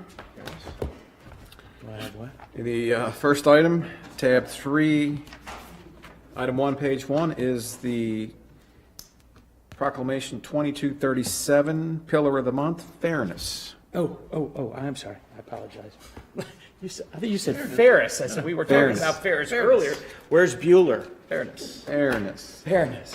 So I have the privilege of reading the Characters Count Proclamation for the month of June, which is fairness. I feel like I am treated fairly by my fellow commissioners. Good use of the word. Yeah? That's good. I like it. On a serious note, whereas Queen Anne's County was declared a Characters Counts community, and all citizens have been called upon to embrace the 6 pillars of character and incorporate and model them in their daily activities. And whereas the Character Counts Pillar of the Month is fairness, during the month of June, we celebrate fairness to all. And whereas Queen Anne's County will be the stewards of the communities and find ways to treat all people fairly, whereas this means to be fair and just in dealing with everyone. Whereas Queen Anne's County will make decisions without playing favorites, doesn't take advantage of others, and have fair motives to continue working for a more promising, peaceful, and hopeful future for all our citizens in our community. Whereas Queen Anne's County is strengthened and enriched by citizens of every race, religion, color, and creed, and does not blame others carelessly or unjustly. Whereas Queen Anne's County has made diversity, equity, and inclusion a priority, and the support that continued to work to raise awareness and promote inclusive communities. Whereas this month, as we celebrate Pride Month and Juneteenth, may all citizens remember to celebrate the freedom to be themselves in the land of the free. Now, therefore, the Queen Anne's County Commissioners do hereby proclaim June as the month of fairness in Queen Anne's County. Queen Anne's County makes this proclamation to celebrate fairness in all communities and as affirmation of the county to protect and serve everyone who resides in it, works, or visits Queen Anne's County. This proclamation was written by Joan Brooks, Recreation Manager at Queen Anne's County Parks and Recreation. Thank you, Joan. All right. All right, thank you, Commissioner Dimino. All right, item 2 on pages 2 and 3 is a letter from Stephanie Jones asking for an extension request for the processing of the 5 citizen-sponsored text amendments that we received this year. This is as a result of the delay in the adoption of the comprehensive plan, plus there's one other item on tonight's agenda later that's coming up for a vote for, that would have an, apply to potentially the, one of these amendments for solar. All righty. Take a breath. Pour yourself a cold one. I move to grant a review extension in accordance with 18-1-220C1 for citizen-sponsored text amendments, applications number 22-02, number 22-03, number 22-05, and number 22-07, which were conveyed to the Planning Commission by the County Commissioners at its April 12, 2022 meeting. I cite the delay in this review to be caused by the comprehensive plan adoption process.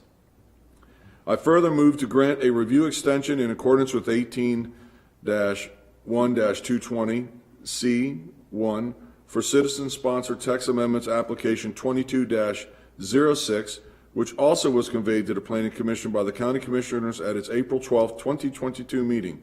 I cite the delay in this review to be caused by the pending decision to be made for citizen-sponsored text amendment 21-04. Second. Thank you. I think it's big C, you didn't specify, so you might need to. Big versus little? Yeah, you might need to reread that again. No. Give you a big C. All right, we got a motion, long motion, and a second. Any discussion? Jim Farrell. Going to read it back for No, I'm not. All those in favor say aye. Aye. Any opposed?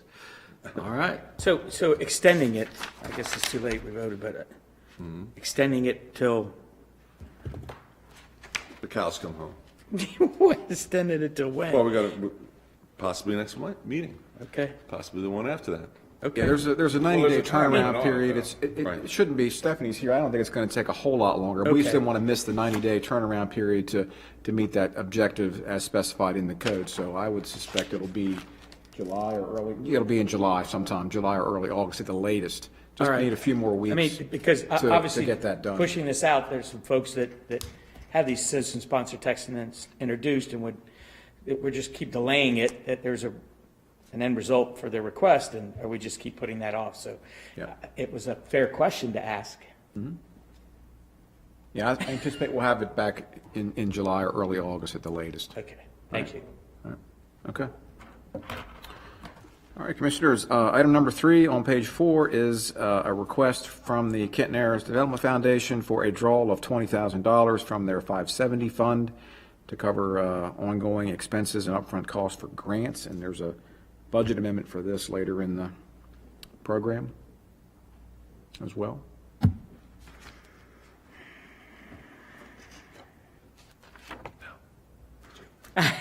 I know. I make a motion that we meet the Kent Narrows Development Foundation's. I move to approve the requested $20,000 from the 570 Fund for the Kent Narrows Development Foundation. Second. Got a motion and a second. Any discussion? All those in favor say aye. Aye. Any opposed? 5-0, motion carries. All right, thank you, Commissioners. Item number 4 on pages 5 through 8 is an amendment to our education assistance policy, and this is in conjunction with the fiscal 2023 budget, and on behalf of the Employee Communication and Morale Committee, we included funding in here to increase the funding for undergraduate and trade schools from $3,500 to $4,500 a year for our workers, and from $4,500 to $5,500 for graduate and doctorate degrees. So we've included this into the budget, and we would recommend making this adjustment to the policy for those programs. I move that the education assistance policy be adopted as presented to be effective July 1, 2022. Second. Got a motion and a second. Any discussion? All those in favor say aye. Aye. Any opposed? Motion carries. Okay, thank you, Commissioners. Item 5 on pages 9 through 51 is MTA FY22 ARPA operating and capital grants. And this documents and informs MTA that we accept additional federal and state funding to support transit services for county-wide. $237,000 for operating and salaries, and $649,000 for buses and shop equipment. And this is in addition to the ARPA money we received for general county government. I move to hereby accept the Maryland Department of Transportation, Maryland Transit Administration, M.MTA, ARPA Operating and Capital Grants Agreement packet to certify that the Queen Anne's County Department of Community Services Area Agency on Aging will operate the public transit system and accept the awards as offered by the State of Maryland Department of Transportation. Second. Motion is second. Any discussion? All those in favor say aye. Aye. Aye. Any opposed?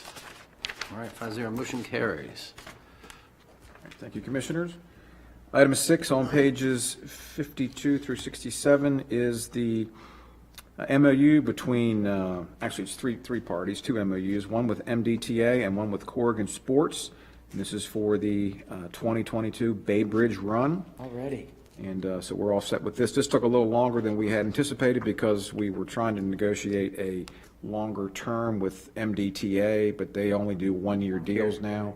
So that's what took a little longer, that process, but it's ready to go. And Corrigan does reimburse us for all of our services that we provide from EMS and all the other agencies that interact there. So we're ready to go, and they're selling tickets already.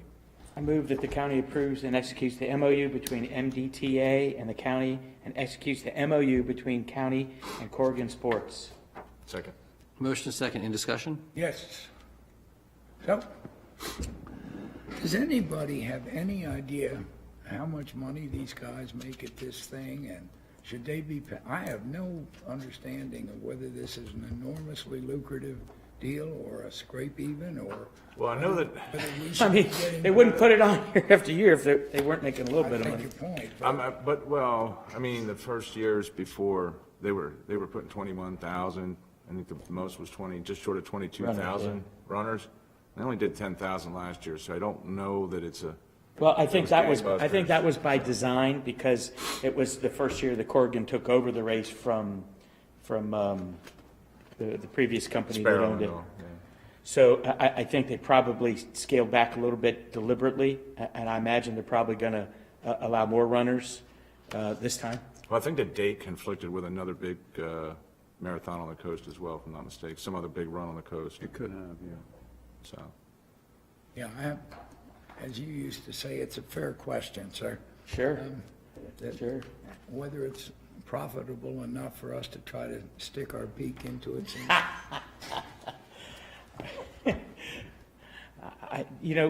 He wants to squeeze the lemon. Yeah. Do our local businesses do well? I mean, is it an entertainment thing for our citizens? I've talked to I think it's. I know the restaurants do well for sure. They're pretty neutral about it. They don't make a lot of money or lose any. No, it also brings Queen Anne's County to the forefront for a day, so that's, agritourism, or tourism in general kind of likes the whole I think the idea. hotels do pretty well. So- That's kind of the shoulder season for the hotel industry, so I think the restaurants do pretty well. And I know the volunteer fire companies, they'd get some funding out of it because they run the food Concession. vendors and the concessions down there. So it's a well-run event. I think Corrigan's done a great job, and they've taken a real personal interest in doing a good job. So, All right. Any other questions? running, yes, I will be. I'll be running. You should vote on it. All those in favor? Aye. Aye. Any opposed? All right, 5-0, motion carries. Okay, thank you, Commissioners. Item number 7 on pages 68 through 73 is the FY23 MACO budget and dues assessment. And happy to say that the dues are continued to be frozen since FY10. Really? I move to approve payment of FY 2023 dues to Maryland Association of Counties in the amount of $15,113. Second. Discussion. All those in favor say aye. Aye. Any opposed? Of course not. It's a great deal. Motion carries. All right, thank you, Commissioners. Now for the good stuff. We have item number 8 on pages 74 through 76. This is for the acquisition of the Turf Tech GPS sports track line marking painter for our Parks Department. And this is a sole source procurement for a GPS line marking painter for the fields. So, I move to authorize Department of Parks and Recreation to purchase a, what is that word, sir? A Tracknology Turf Tech GPS, Sports Track GPS, line marking ride-on painter, including Kubota RTV 520 from Lawn and Golf Supply Company in Phoenixville, Pennsylvania for $61,940. Funding to come from the Department of Parks and Recreation QAC tournament account. Second. Steve, could you come up? You know, you came all this way. It's only fair. Could be just pickup trucks, and now look. at DPW, we call that a paint truck, you know? Right, exactly. What is the difference between that guy that's driving down the road spraying everything? Ask him about the robot. Go ahead. Ours is straight. Okay, ours is straight, right? Touche. The great thing about this, what you see on the memo, is just the amount of money that we're going to save in the time. No, this is a wonderful machine. It is great, and, you know, not only are we going to save time and save money, we're going to reduce the number of staff that actually paint fields, Right. so we can reduce it down to 1 or 2 people as opposed to, 6 to 8 folks.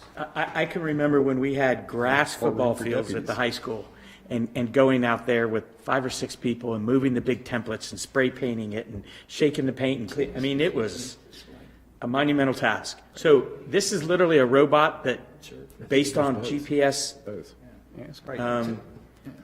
So what happens? loaded into it, it'll actually draw a soccer field or a lacrosse field or. Right, you'll have all your field dimensions set into basically an iPad that sits right on top of the steering wheel. And you'll already have it pre-programmed for where the fields will go. And you drive to that first stop, and the light will come on saying you're ready to go, and it'll drop paint, and it drives it automatically. So it tells you when to drop, it drops the paint? Drops the paint. It does everything for you. You just drive. So You don't even have to, you don't have to steer, you're just. Jim, you you're could just do in that. there. Phil, kid laying down, it rolls right up and over and puts a line across him and keeps on getting it. So you have a paint smart right across. So where are we going to test this? We've already tested, we actually had the company come out, they're made out in Iowa. They just sell- You know, the John, distributor comes Jim's out. got a big lawn. We could test it in his back lawn. Well, one of the great things about this is because it's GPS located, it's within about 3 centimeters of that. I mean, it's so accurate. So all your fields are set up for fall and winter. All you have to do is just go to it, hit it, and it will go ahead and take care of it. It'll, save us a tremendous, not only amount of time, but also paint, because you're getting a better quality spray on there as well. So question, did we historically, was it always painted or were we liming, which was? Liming is more for the baseball field, for the box and the first base and third base line. This only This is paints? paint. This is paint, correct. And is that more long-lasting or? Yes. Right. So it, Do it on grass, not dirt. You can do it on either. you could do it on either. You could do it on any, you could do it on a last parking one, lot You if might you be able like. to do it on Yeah. dirt, but it's gonna disappear. Dirt is going to go quicker. So it's essentially the same technology that a farmer uses. It's that accurate. So you can add a seeder, you can add an aerator, and you can get a better quality of aeration, and especially seeding and fertilizing, because once you have a wide open area, it's hard to tell if you've gone in a straight line. And because this is GPS located, you're gonna have a much better quality spread of those materials. So we'll get a great return on that as well. So it's bringing us up to the future. I feel like we're gonna have a video with Bruce interviewing this robotic machine. line Oh, yeah. painter Yeah. when he gets We're here. getting your questions together now, Bruce. What's your favorite cookie, line painting robot? All right, any more discussion on Mr. Painter? 3,000, whatever it's called here. All in favor? Aye. Any opposed? Okay. And how long how long will this thing, it'll run forever? Is there a maintenance contract? There's all that There is a service? service fee for the connectivity, internet connectivity. It's $1,900 a year. The first year is free. And then, for $1,900, that's money well spent. Gotcha. Cool. So just for curiosity, painting, let's say, a football field or something, how much paint does it take?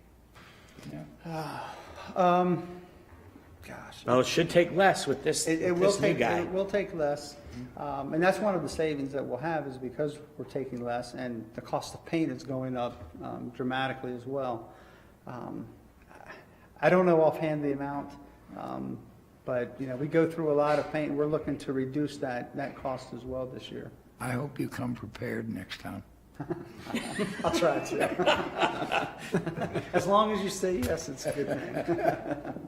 So he's not being fair. All right, thank you, Director Chanley. All right, our next item, number 9, on pages 77 through 88, is a minor subdivision, some legal documents to amend a perpetual protective agreement for forest conservation, and this is the applicant, the Butlers, are simply reconfiguring 2.85 acres of protected forest areas on 2 lots, meets all county code requirements for protection in the critical area. I move to sign the perpetual protective agreement, amended deed of forest conservation easement. Second. Okay, motion is second, in discussion. All those in favor, say aye. Aye. Any opposed? 5-0, motion carries. Okay, thank you, Commissioners. Item number 10 on pages 89 through 105. This is the transfer agreement and transfer and participation agreement with the Maryland State Retirement Agency to move forward with the LEOPS retirement system for eligible employees of the Department of Emergency Services. And this is the next step in the process to transfer that over to the LEOPS systems for those individuals. And the attorney has reviewed this and for legal sufficiency, county attorney. I move the transfer and participation agreement for eligible employees of the Department of Emergency Services from the employee pension system to the law enforcement officers' pension system be executed as written. Second. Motion is second, any discussion? All those in favor say aye. Aye. Aye. Any opposed? 5-0, motion carries. All right, Budget Commissioners. amendments. Budget amendments are next. That's right. We have several of these. The first one is Budget Amendment CC 35, and this establishes grant revenue and corresponding expenditures for the Crisis Response and Intervention Programs. It's a grant that the Sheriff's Office was awarded this past year. Motion to pass CC 35. Second. Motion is second. Any discussion? All those in favor? Aye. Any opposed? 5-0, motion carries. Okay, thank you, Commissioners. Next is item 12 on page 107, Budget Amendment CC 36. This amendment increases budget authority in the amount of $161,004 in athletic field work for ball field fencing and fabric, and that was a project that was previously approved by the Commissioners. This is for using POS grant funding.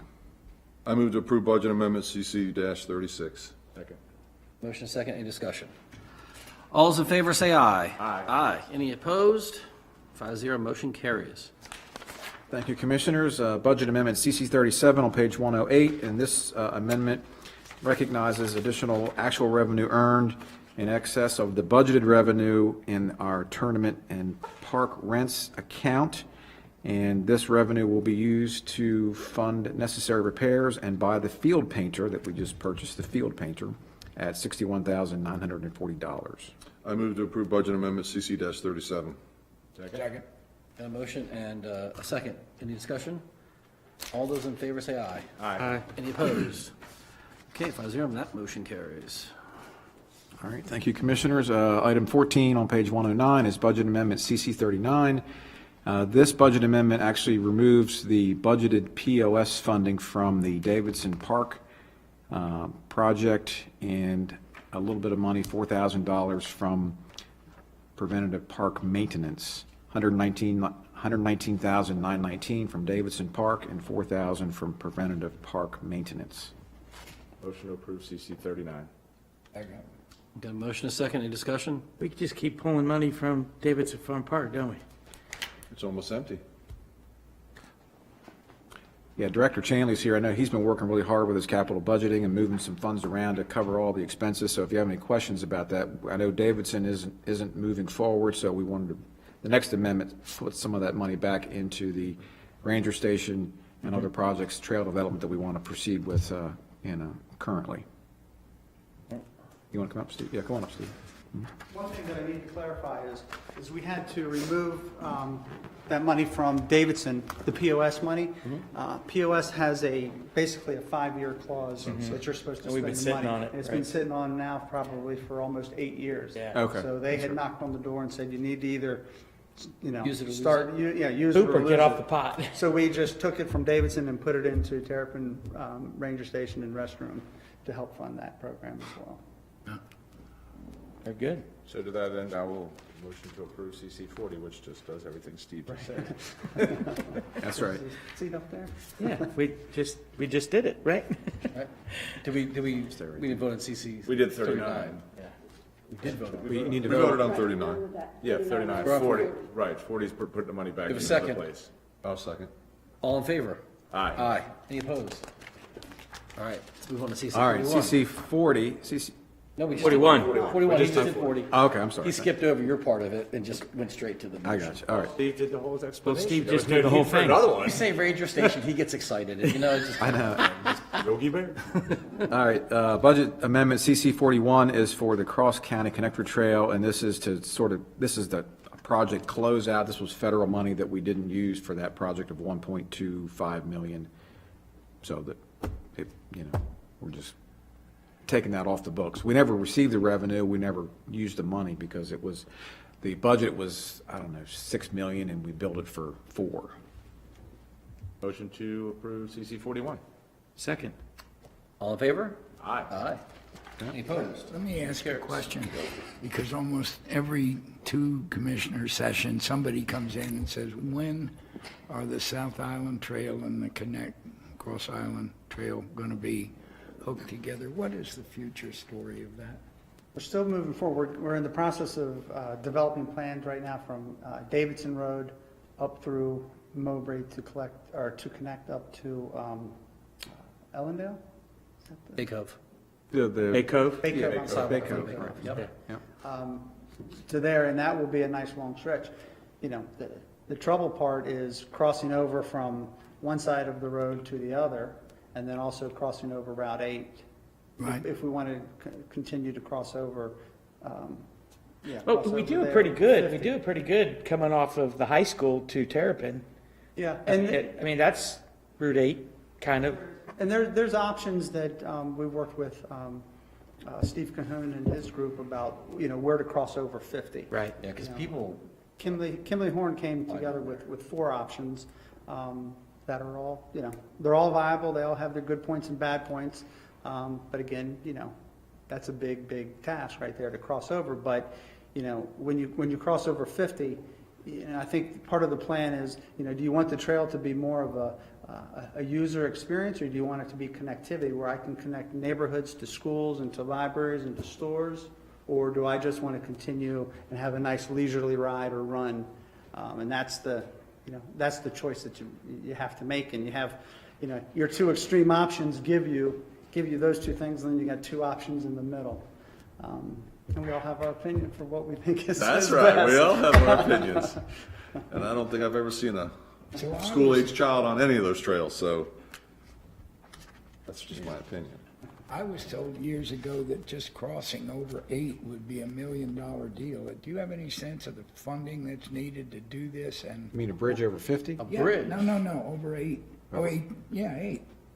Well, that's what I was talking about. That's what I was referencing when I said, well, we already do it. Oh, yeah. We already do it at the high school. Yeah, crossing over there, That's an at grade cross, so that's not. that's not a problem. The difficult part is, do we want to continue up?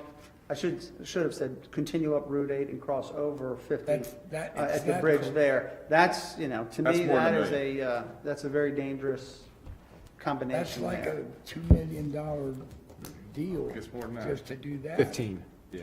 Now, we submitted for a federal earmark through Senator Cardin's office. They were Yep. very excited about it. We put it in, but it's closer to 15 million for the bridge over US 5301 yeah. to connect the south to the north, and then through, down through where the Target shopping center is, back down to Mowbray Park. Right. So it's What pretty big about the numbers. crossover of 8 How much does the 304 overpass cost? 60 or 46. That was 60. 60, No. yeah, 60. No. We looked at 304 and 301, it was every bit of 60 million. Yeah, it was, yeah. No. We're going to research that. I'm telling you right now, no. You think it was less or more? Less. No, it was 60. No, that's all right. We'll leave it alone. Leave it alone. This is Well, for another- regardless- This is for another day. Well, regardless, I think, again, we got to look to the future, and I don't know that putting just a lonely old bridge across the connected trails right now is such a good idea if all these other studies are going to be done and what we're going to do with the corridor. I mean, you might tear it back down again. It's one of them things that, we got 3, we just heard, we're going to have 3 to 4 years. Maybe we could do a ferry. Everybody Bicycle likes ferry ferries. Yeah, across. bicycle ferry. Yeah. You know what, I think with any changes that, I mean, with all the improvements that they're making right there at, you know, where Libby's is, where the Bay Bridge Run comes off of the bridge and makes that right-hand turn and goes through the gate. I mean, whatever they've done, I think they've already, I'm guessing that the improvements that they've made right there at that spot with the gates and everything, that's all they're gonna do there. I don't think if we put that bridge across from the north part to the southern part of Route 50, that any corridor studies or any new bridge is gonna require that be taken down. Well, first off, it would have to be an SHA's right away, not MDTA's. That's first, because when we explored this earlier, they had a place where they would allow them to put it and build it. We got to remember the high-tension power lines are there, too. So it had to go between there and MDTA spot, and there was a spot, and it would land in Terrapin on one side and between, you know, the inn right there, and away you'd go. But then you have the problem of crossing Route 8. So that's another issue. So, You also have to take into consideration ADA, because Right. the bridge is going to be so high. Right. In order to meet that, you're going to have either a ton of switchbacks, or you're going to have a downhill ski slope. you see, that's the part that, you know, Yeah. I won't even get into it. I'm So saving it there's, for you know, another there's day. lots of options, but I think really the main thing is, you know, what do you want that portion of the trail to serve as? You know, and that will, what you decide of how it's going to serve the public will determine really where it's going to go. Right. And I think you need to figure that out first before we think of placement, just because of all the other stuff that's going on. You mean what demographic would actually be using it? Okay. You know, do you want it as connectivity, or do you want it as a trail experience? We'll have that for you next meeting. That's a lot to talk about. There's Right. there's the whole long That's all I conversation. got to We still need say. to vote on that But one? one last, No, 41's good. if I may, one last thing, I want to Hey. thank Nicole and the rest of the finance people for all the help and all the budget amendments and helping us get things cleaned up, so they've done great. Yep.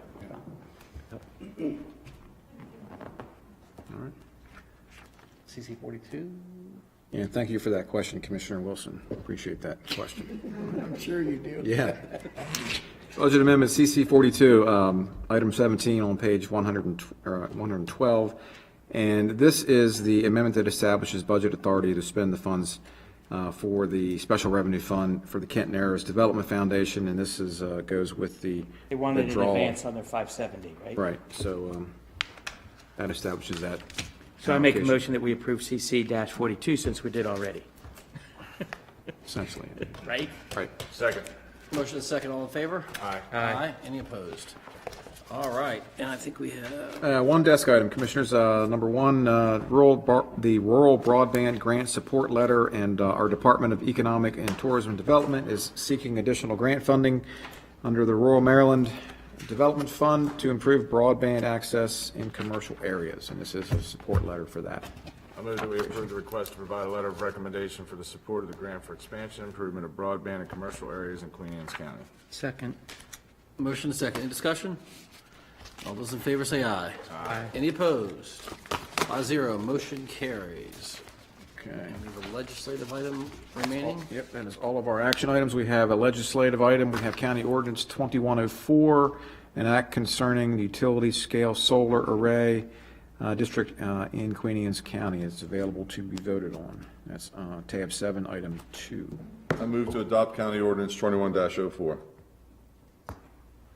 Second. Motion and a second. Any discussion? All those in favor say aye. Aye. Aye. Any opposed? Any abstain? Dom and I, I'm sorry. You're an, okay, 5-0, then the motion carries. Okay. And that's all we had for this evening's agenda. Press and public comment? Part two, any comment? Nope, no press public comment. Anybody have anything to say? Okay, Commissioner Roundtable. Who wants to go first? I'll go. So yesterday had the opportunity to take an all-day agritourism tour with, in combination with our Economic Development Committee and our Travel and Tourism Committee. We visited 5 sites throughout the county to look at some of the different things we're doing in the agritourism world. We got to go to Cassia Vineyards. Then we went to Big Truck Brewery, which is due to open next month, which is, they're going to be for those that don't know the history of Big Truck, they actually have a brewing tasting room out in Baltimore County, northern Baltimore County. This is going to be more of a production facility for them. They are going to put in a tasting room, but it's not going to be their primary business. They're going to be doing a lot of packaging of kegs and cans and all out of there. But great establishment. I know Planning and Zoning had a good time with them because they were out there to see it. Apparently it was a real smooth process. He credited P&Z on how well everything went to work with them. Not a whole lot of hurdles, so that was good to hear. Then we went to Y Branch Manor, had some lunch, a little pocket wedding venue and event place. Beautiful, sitting out in the farm. And then went north to Godfrey's to look at their self-picking, different things they do throughout the year between strawberries, blueberries, and for those that looking for something to do Saturday, the Blueberry Boogie, 5K around Godfrey's is this Saturday. And then we ended at Patriot Acres, which is more of the traditional farm craft brewery, just to kind of see the differences between both production brewery, which Big Truck is, and Patriot Acres. A lot of good information. Got a lot of feedback on what it was like to go through the process to build each individual business where it was, and and ideas for future businesses. And it's funny because all these people that are in some of these niche farm businesses, I call it additional revenue businesses that farmers are finding to do. It takes a lot of out-of-the-box thinking to come up with some of this and make it happen, but it's important to them because, again, it's one of them things that it gives them that little extra cash to do whatever things they may want to do in the future, and they're always looking for something new to do with it, so it's great. And then that's why that whole agritourism definitions thing was an important bill, especially for Queen Anne's County with all the people that are doing what they're doing. The second thing I just wanted to mention, and I know there's been conversations and talked to others about it, but it's just something I want to keep on people's radars, is with the latest school shootings and mass shootings and things like that, is I'd just like to see us do, and I know we did it a few years ago, we did a study of the exterior, how hard our schools are in terms of not only locks working, things like that, but I think procedurally you have to really look at some of the stuff. We don't have cameras on the perimeter everywhere we probably should. We should have a program where you look outside and you say, is there anybody hiding in the bushes before you go open a door or shock a door open? Because that's just, somebody who wants to do that, they're contemplating doing it. So they're watching and looking for their way in. And I just think it's important that we be a little bit more vigilant in how we approach some of this school safety. I know the sheriff's working on it and commissioners are on board in the school board, but I just don't want to see us kind of let it fall behind. Let's just keep being vigilant with it and continue to do what we can. I know we put the new entrances in at Churchill and Sudlersville, which prevents what actually happened in Uvalde, where there was only a single corridor that you had to get in and then you were in the school. At least there we had, it's a two-tiered system. You can't get through one and the other by just walking through. So things like that, and I'd just be interested to see what comes back when they start looking into that. The other one is, so obviously gas prices are hitting everybody hard. One of the things that I thought about is our volunteers, and we did a great job, as was expressed by the people that take care of the volunteers' retirement programs, of recruiting in the last 3 years, since we did a lot of the stuff with the property tax credits for our first responders and all that. And we've gotten a lot of young people in, but they're also young people that don't have high-paying jobs. And it's the commissioners, and I'm going to look into it further to bring a number back, but what I'd like to do is create some kind of a small supplemental gas fund for our volunteers that they can, and I'm not saying they pay for the full price of the gallon, but let's face it, gas was $2.50 a year ago, and now it's $5, and those guys are still showing up when that bell rings. and some of our younger firefighters, that's coming directly out of their pockets. So I would like to do something, and I'm not saying a big amount of money, but just something that could be a stipend that the stations could hand out to the firefighters that are showing up, getting on the truck, and going out and answering the calls to help offset some of those additional costs to get there every day. Because sadly, most of them drive larger vehicles because they're carrying their equipment or whatever they're doing if they're going directly to the scene. So just an idea I'm going to throw out, and I'll get some numbers for the next meeting that we can mull over to see what kind of effect it'll have. And I was going to segue to Jim, but that's all right, because I have some things, because I know what he's going to talk about, so, but I'm done. Commissioner So we actually did discuss that, Commissioner Chris Corcoran and myself, in the Board of Ed liaison meeting that we had before this one. There actually is already a committee in place that is taking a look at addressing those issues, Commissioner Wilson, that you mentioned regarding the safety in our school buildings. So that is actually actively already taking place. So that's good news there. I would like to task our Parks and Recs Advisory Board and our county administrator to look into the possibility of allowing our licensed and permitted food vehicles, food trucks, to utilize Mattapique and some of these other parks and landings that we have on the weekends, on hot days, when the beachgoers and the visitors to our area are looking for something to eat. I know that there are some concerns about, if we can do it.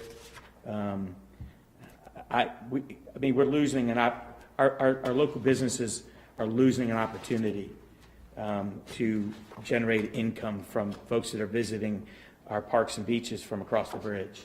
And I just think that the ability for them to come and set up from a certain time, obviously have the proper health department requirements and permits and license to do it, but allow them to do that and not be concerned about it. So if the PRAB and our county administrator could look into what needs to take place in order for that to happen, I would appreciate it. I think they're talking about, would they be able to sign up and, go from one location to another in the same day if, an event is slower, like let's say they're at Love Point, it's, soccer games are over, could they then transition down to like Mattapique or something like that? But I think you have it's a good idea and it helps them out. That's all I have. Thank you. Commissioner Steve Wilson? First, agree with Jack. I think good idea to throw I think we really ought to concentrate on what we could do for the Vols in terms of gas money and expense, because this thing is going to get worse before too long, I think. Sitting 2 weeks ago, crude oil was $110. It's $120 today, and it'll be coming through. Food costs going up. All the corn and wheat price that went up in March and April is now going to get priced into the chickens that are being grown. It'll get on the supermarket shelf in the summer. Another bump coming no matter what the Fed does. So interesting. So that one thing. Another is pointed out to me by our excellent Mr. Wheatley that the medical situation at the hospitals is still backed up. Did you take note of the fact that Easton had 220 hours of alert, which is just unimaginable, and it seems to arise from the fact that they have no staffing, so they have no beds. So people get stuck in the ER and don't get upstairs. And our unload time now used to be average an hour and 10 minutes at Anne Arundel. Now it's about 2 hours, which just ties up our crews for 3 forever. So we have to have, a lot more equipment and time in this game right now. So that's what's going on there, and that's it. Commissioner Moran. Thank you. Well, first off, I don't know how many people are watching this, but hopefully they'll get the message out there, because we blew through it pretty quick with approving the budget and dropping the property tax to 83 cents. which is about $1.5 million. And, earlier this year, we lowered we held the price on the water and sewer bills just because of the inflation that everybody's feeling across the board. And it's been over 10 years since taxes were raised, and this rolls back the taxes. It's not a huge amount of money. I mean, $1.5 million is a huge amount of money, but per household, we're hoping that this will ease some of the pain of inflation to our county property owners. And it puts us now as the third lowest property tax in the state of Maryland, which I think that speaks volumes for Queen Anne's County.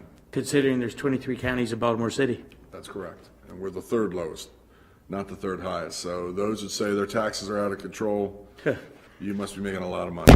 That's all I can think of. But with that being said, I had the pleasure as the Parks liaison of going to the ribbon cutting for the new ranger station and bathrooms at Terrapin, which is, I think, a great addition for that park with the amount of people that visit it. And the same day, we rode over to Mowbray Park and cut the ribbon for the new 10-court pickleball complex that's there, brand new. And, these are, I can remember 4 years ago going through Love Point Park, gravel parking lots, chain link fences were rusting and falling down, the trail wasn't paved. I mean, we've come a long way. Now we have lights on our tennis courts that are down there, which are redone. The lights are redone on our baseball fields, our soccer fields. So these are, and I don't believe we charge for that anymore. We just, you hit a button, the lights come on for a designated amount of time, and you can hit it again, but no play after 10 p.m. So, I mean, these are all amenities we're trying to move forward in the county for our citizens. And the last thing I guess I'm going to say is, can't get out of here without talking about a bridge. Something happened with that recently? A little thing happened with that. Those that don't understand the process, don't worry. We're gonna explain the process in a little more detail with some infomercials. The NEPA, the National Environmental Policy Act, is a process that you have to follow in these type of projects. And we just went through phase 1 of the NEPA, which was the selection of the corridor, the amount of corridors that were involved, narrowed it down to 3 in a no build, and the federal government came back and said that corridor number 7, where the bridges are now is where the new bridge will go. So that completed phase 1, which took 6 years, a little less than 6 years, but unfortunately COVID got in the way of it, so that slowed things down. So now we're into phase 2 of the NEPA, and what phase 2 of the NEPA will do, it will tell you exactly where the bridge is going to hit, where it's going to start, where it's going to stop, if it's going to be an 8-lane bridge, is going to be a bridge tunnel, and what amenities. And everybody has to keep in mind, this is a corridor project. This is not an 8-lane bridge that's going to go down to 3 lanes on each side of the bridge. It's a corridor project with upgrades to the entire corridor from approximately the 97-50 split in Annapolis to the 301-50 split here in Queen Anne's County, to include 404. So, I could talk for hours about what it's going to take and what their concerns are and how they're going to be addressed. For instance, there'll be ramps that will be removed. There'll be ramps that will be added. There'll be overpasses that will be added. There'll be, hopefully, some pedestrian overpasses, if we stick to our guns, will be added. And sound barrier walls. I mean, I look at Stevensville Middle School, and those kids are out on that playground right next to that noisy highway. And, we talk about safety, we talk about other issues. I'd love to see all this addressed, and I think it will be addressed. I think, people will say to me, well, you still have the backups with the lights in Easton. And a lot of people don't understand that the state is controlling those lights on weekends so that we don't have a monstrous backup at the Bay Bridge. So they push some of the delays back to 404, and they push some of the delays back to 213 and further into Easton. So all of that will play into this process. And unfortunately, it's going to take probably another 4 years to get through this, phase 2 of the NEPA. But phase 2 of the NEPA, not only does it tell you what kind of bridge it is, where it's going, all the amenities to it, it also tells you the funding for it. And that's where we need to get. We need to get through phase 2 of the NEPA, because there's no turning back after that. I talked, it was a pleasure having Governor Hogan here Friday morning to talk about this and to sign off on moving forward to $28 million for phase 2 of the NEPA. And talking to some of the other officials there. So, they have a plan, and they did thank us. They thanked Queen Anne's County for our coalition, for getting out there and going to the other counties. We have every county on the Eastern Shore and Ocean City that has signed on with a letter of support and/or resolution supporting a replacement bridge here at these existing bridges. And for anybody out there that I don't like to look at social media, but sometimes my wife makes me. And I will tell you that there will not be 3 bridges at this location. Just isn't going to happen. So, one bridge, if not both bridges, will probably come down.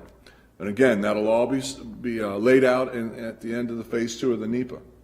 But I want to reiterate the fact that the coalition, and we have 3 Western Shore counties, and we're going after more. We don't know what's going to happen in the election. We don't know who's going to be the next governor. We don't know if that governor is going to say, no, we're not messing with this bridge.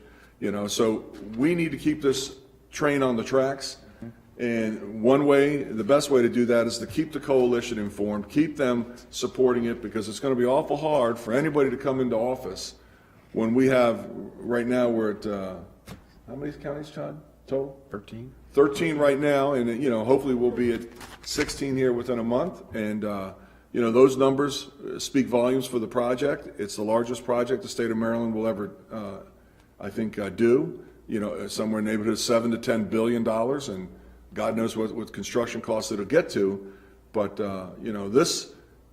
every study, everybody that talks about this, with all the roads leading to this location, this is the only solution. If you take an hourglass, and where that hourglass comes together in the middle and you open it up, that sand flows very fast. And, people say that Route 50 can't handle the traffic. Route 50 isn't the problem, it's the bridge. They're not stopping out on 50 in some random location, it's the bridge. And, the state admits it, the state concurs with that, and has been saying that for years. And, we need relief for our citizens. And, I know it's a big ask, and I know it's a hot topic, but, somebody's got to be the adult in the room. And, this isn't going to be something that will flood our side streets with more traffic. It keeps the traffic out on Route 50 and keeps the quality of life in Queen Anne's County where it should be. So I've rabbled on long enough, and Well, actually, Jim, I want you to expand a little bit, just to kind of to frame it because a lot of what I hear is more traffic, more growth, more development. Well, we have no septic, we have no development right now, so or sewer, I'm sorry. Right. But the traffic is going to continue to grow. We've all sat in the study that showed what the traffic is going to grow by over the next 10 years. And everybody's got to be realistic. We're 10, 12 years from a replacement bridge. From driving over something new. Right. So over the next 10 to 12 years, imagine the traffic we're looking at now. And if my numbers are wrong, Stevie, I know you know those. It's like 1.5%, 2% was a conservative estimate of growth, right? That traffic's still going to come here. Right. Nothing's going to change about that. You know what I mean? So there is no relief unless we continue down this path, correct? That is correct. I mean, we won't even have an option for relief. And one of the things, and I know others have talked about it, but does it not make sense? Because we do have that 12-year window that this will also give us some leverage with the state to say, okay, if the project's going to go forward in some way, shape, or form, can we start working on some of these initial improvements in the corridor now? Get them in the hopper now, get to working on some of them, so that when you land a bridge here, now you're not starting all those other ancillary projects on the corridor. It would make sense, doesn't it? I mean, well, we can definitely ask, but again, I mean, that was a question that was asked in Talbot County. They asked the question, well, we know that all you're doing is moving it, the traffic and the congestion to us quicker. And so we want X, Y, and Z. And the state came back, and it makes perfect sense. Until we design what we're going to do, how can we tell you what's the best way to address that? So until it's, they get into the design phase of, what this is going to look like, this corridor project, it's hard to ask them to start something when they don't even know yet what it's going to be. No, I'm saying post-NEPA 2. You still got 4 years NEPA 2, then you've got engineering, obviously breaking ground. There's still probably a dead band of 6 to 8 years in there where that we can definitely ask. And the county, and the other point I want to make is the county grew by 1,800 people in 10 years. From 2010 to 2020 census, 1,800 people. Right. we haven't had a big growth spurt, and no amount of through traffic is going to, push that to. Well, we know, we also know, and I've been approached by a couple of different conservation associations, in Annapolis that have said, people are going to fight this. And I get it. I mean, but what really gets under my skin is people that fight it that don't live here and don't give a damn about the 25,000 people that live on Kent Island and what they have to go through. And this goes for the Broadneck Peninsula also. So, it's one thing, and you want to use this as a tool to control growth. That's fine. We'll make some laws somewhere else down the line. I mean, in Queen Anne's County, like you said, the residential market is almost dried up right now. There is no sewer allocation. What's left is on the commercial side, and this is just the nature of the beast that we're going to have to live with. I mean, I tell people, look back 10 years ago. Was there any? I mean, I've been in this position now for 9 years, and I can remember the first year being here. We talked to the state about it, but I think there was only 3 backups the entire year. 3, and I'm not talking like these 12, like Sunday was 12.6 miles. Right. 12.6 miles in a backup. That takes you all the way past 97 on the other side, and they'd be losing their mind over there. So, it's just, we need to move forward with the process. It's a slow process, but as long as it keeps moving forward, there's light at the end of that tunnel. And I don't want to take any more time, but boss, You're back to good. you. Yep. I want to take some more time. Go ahead. So, one of the arguments, which I think we ought to start working the public and educating everybody about, is the argument that a reason not to do this bridge is because it's going to create more traffic and more development. The word traffic, if you were to use instead transiting vehicles through, is not what traffic means, like it's a bad day for traffic. That's a different thing. The point Jim makes about the fact if the traffic is moving and not jammed up, it keeps it off the back roads, means this is going to create less traffic. The second point is more development. The facts are, it's a very cruel way to try to control development by creating traffic jams to make the place unlivable so that people don't move there. I think the majority of people on Kent Island don't want more traffic or more development, and I think it's totally legitimate, and probably we should be doing tougher zoning to limit that development and respect that democratic feeling. But you don't do it by creating traffic jams. That's an inhumane and poor way to undertake that challenge. So, All right. Anybody else? All the time's been used up. I think I have anything. Oh, one thing I want to add real quick. So we don't have somebody out in the audience that we normally have, and that's Luke Parker, who has left the Bay Times. But I want to commend him. He was thorough. He was tough, but he's also fair. I'm going to miss him. I thought he was a great reporter, and I think it's a loss for us, but he's on to bigger and better things, and I can't wait to see where his career takes him. So, Luke, thank you for your service to the community by reporting. Hopefully we'll get somebody else half as good as him. He's a great reporter. He was great. He was great. So I appreciate his service. With that, I will take a motion to adjourn. So moved. Second? All in favor? Aye. All righty. Thank you.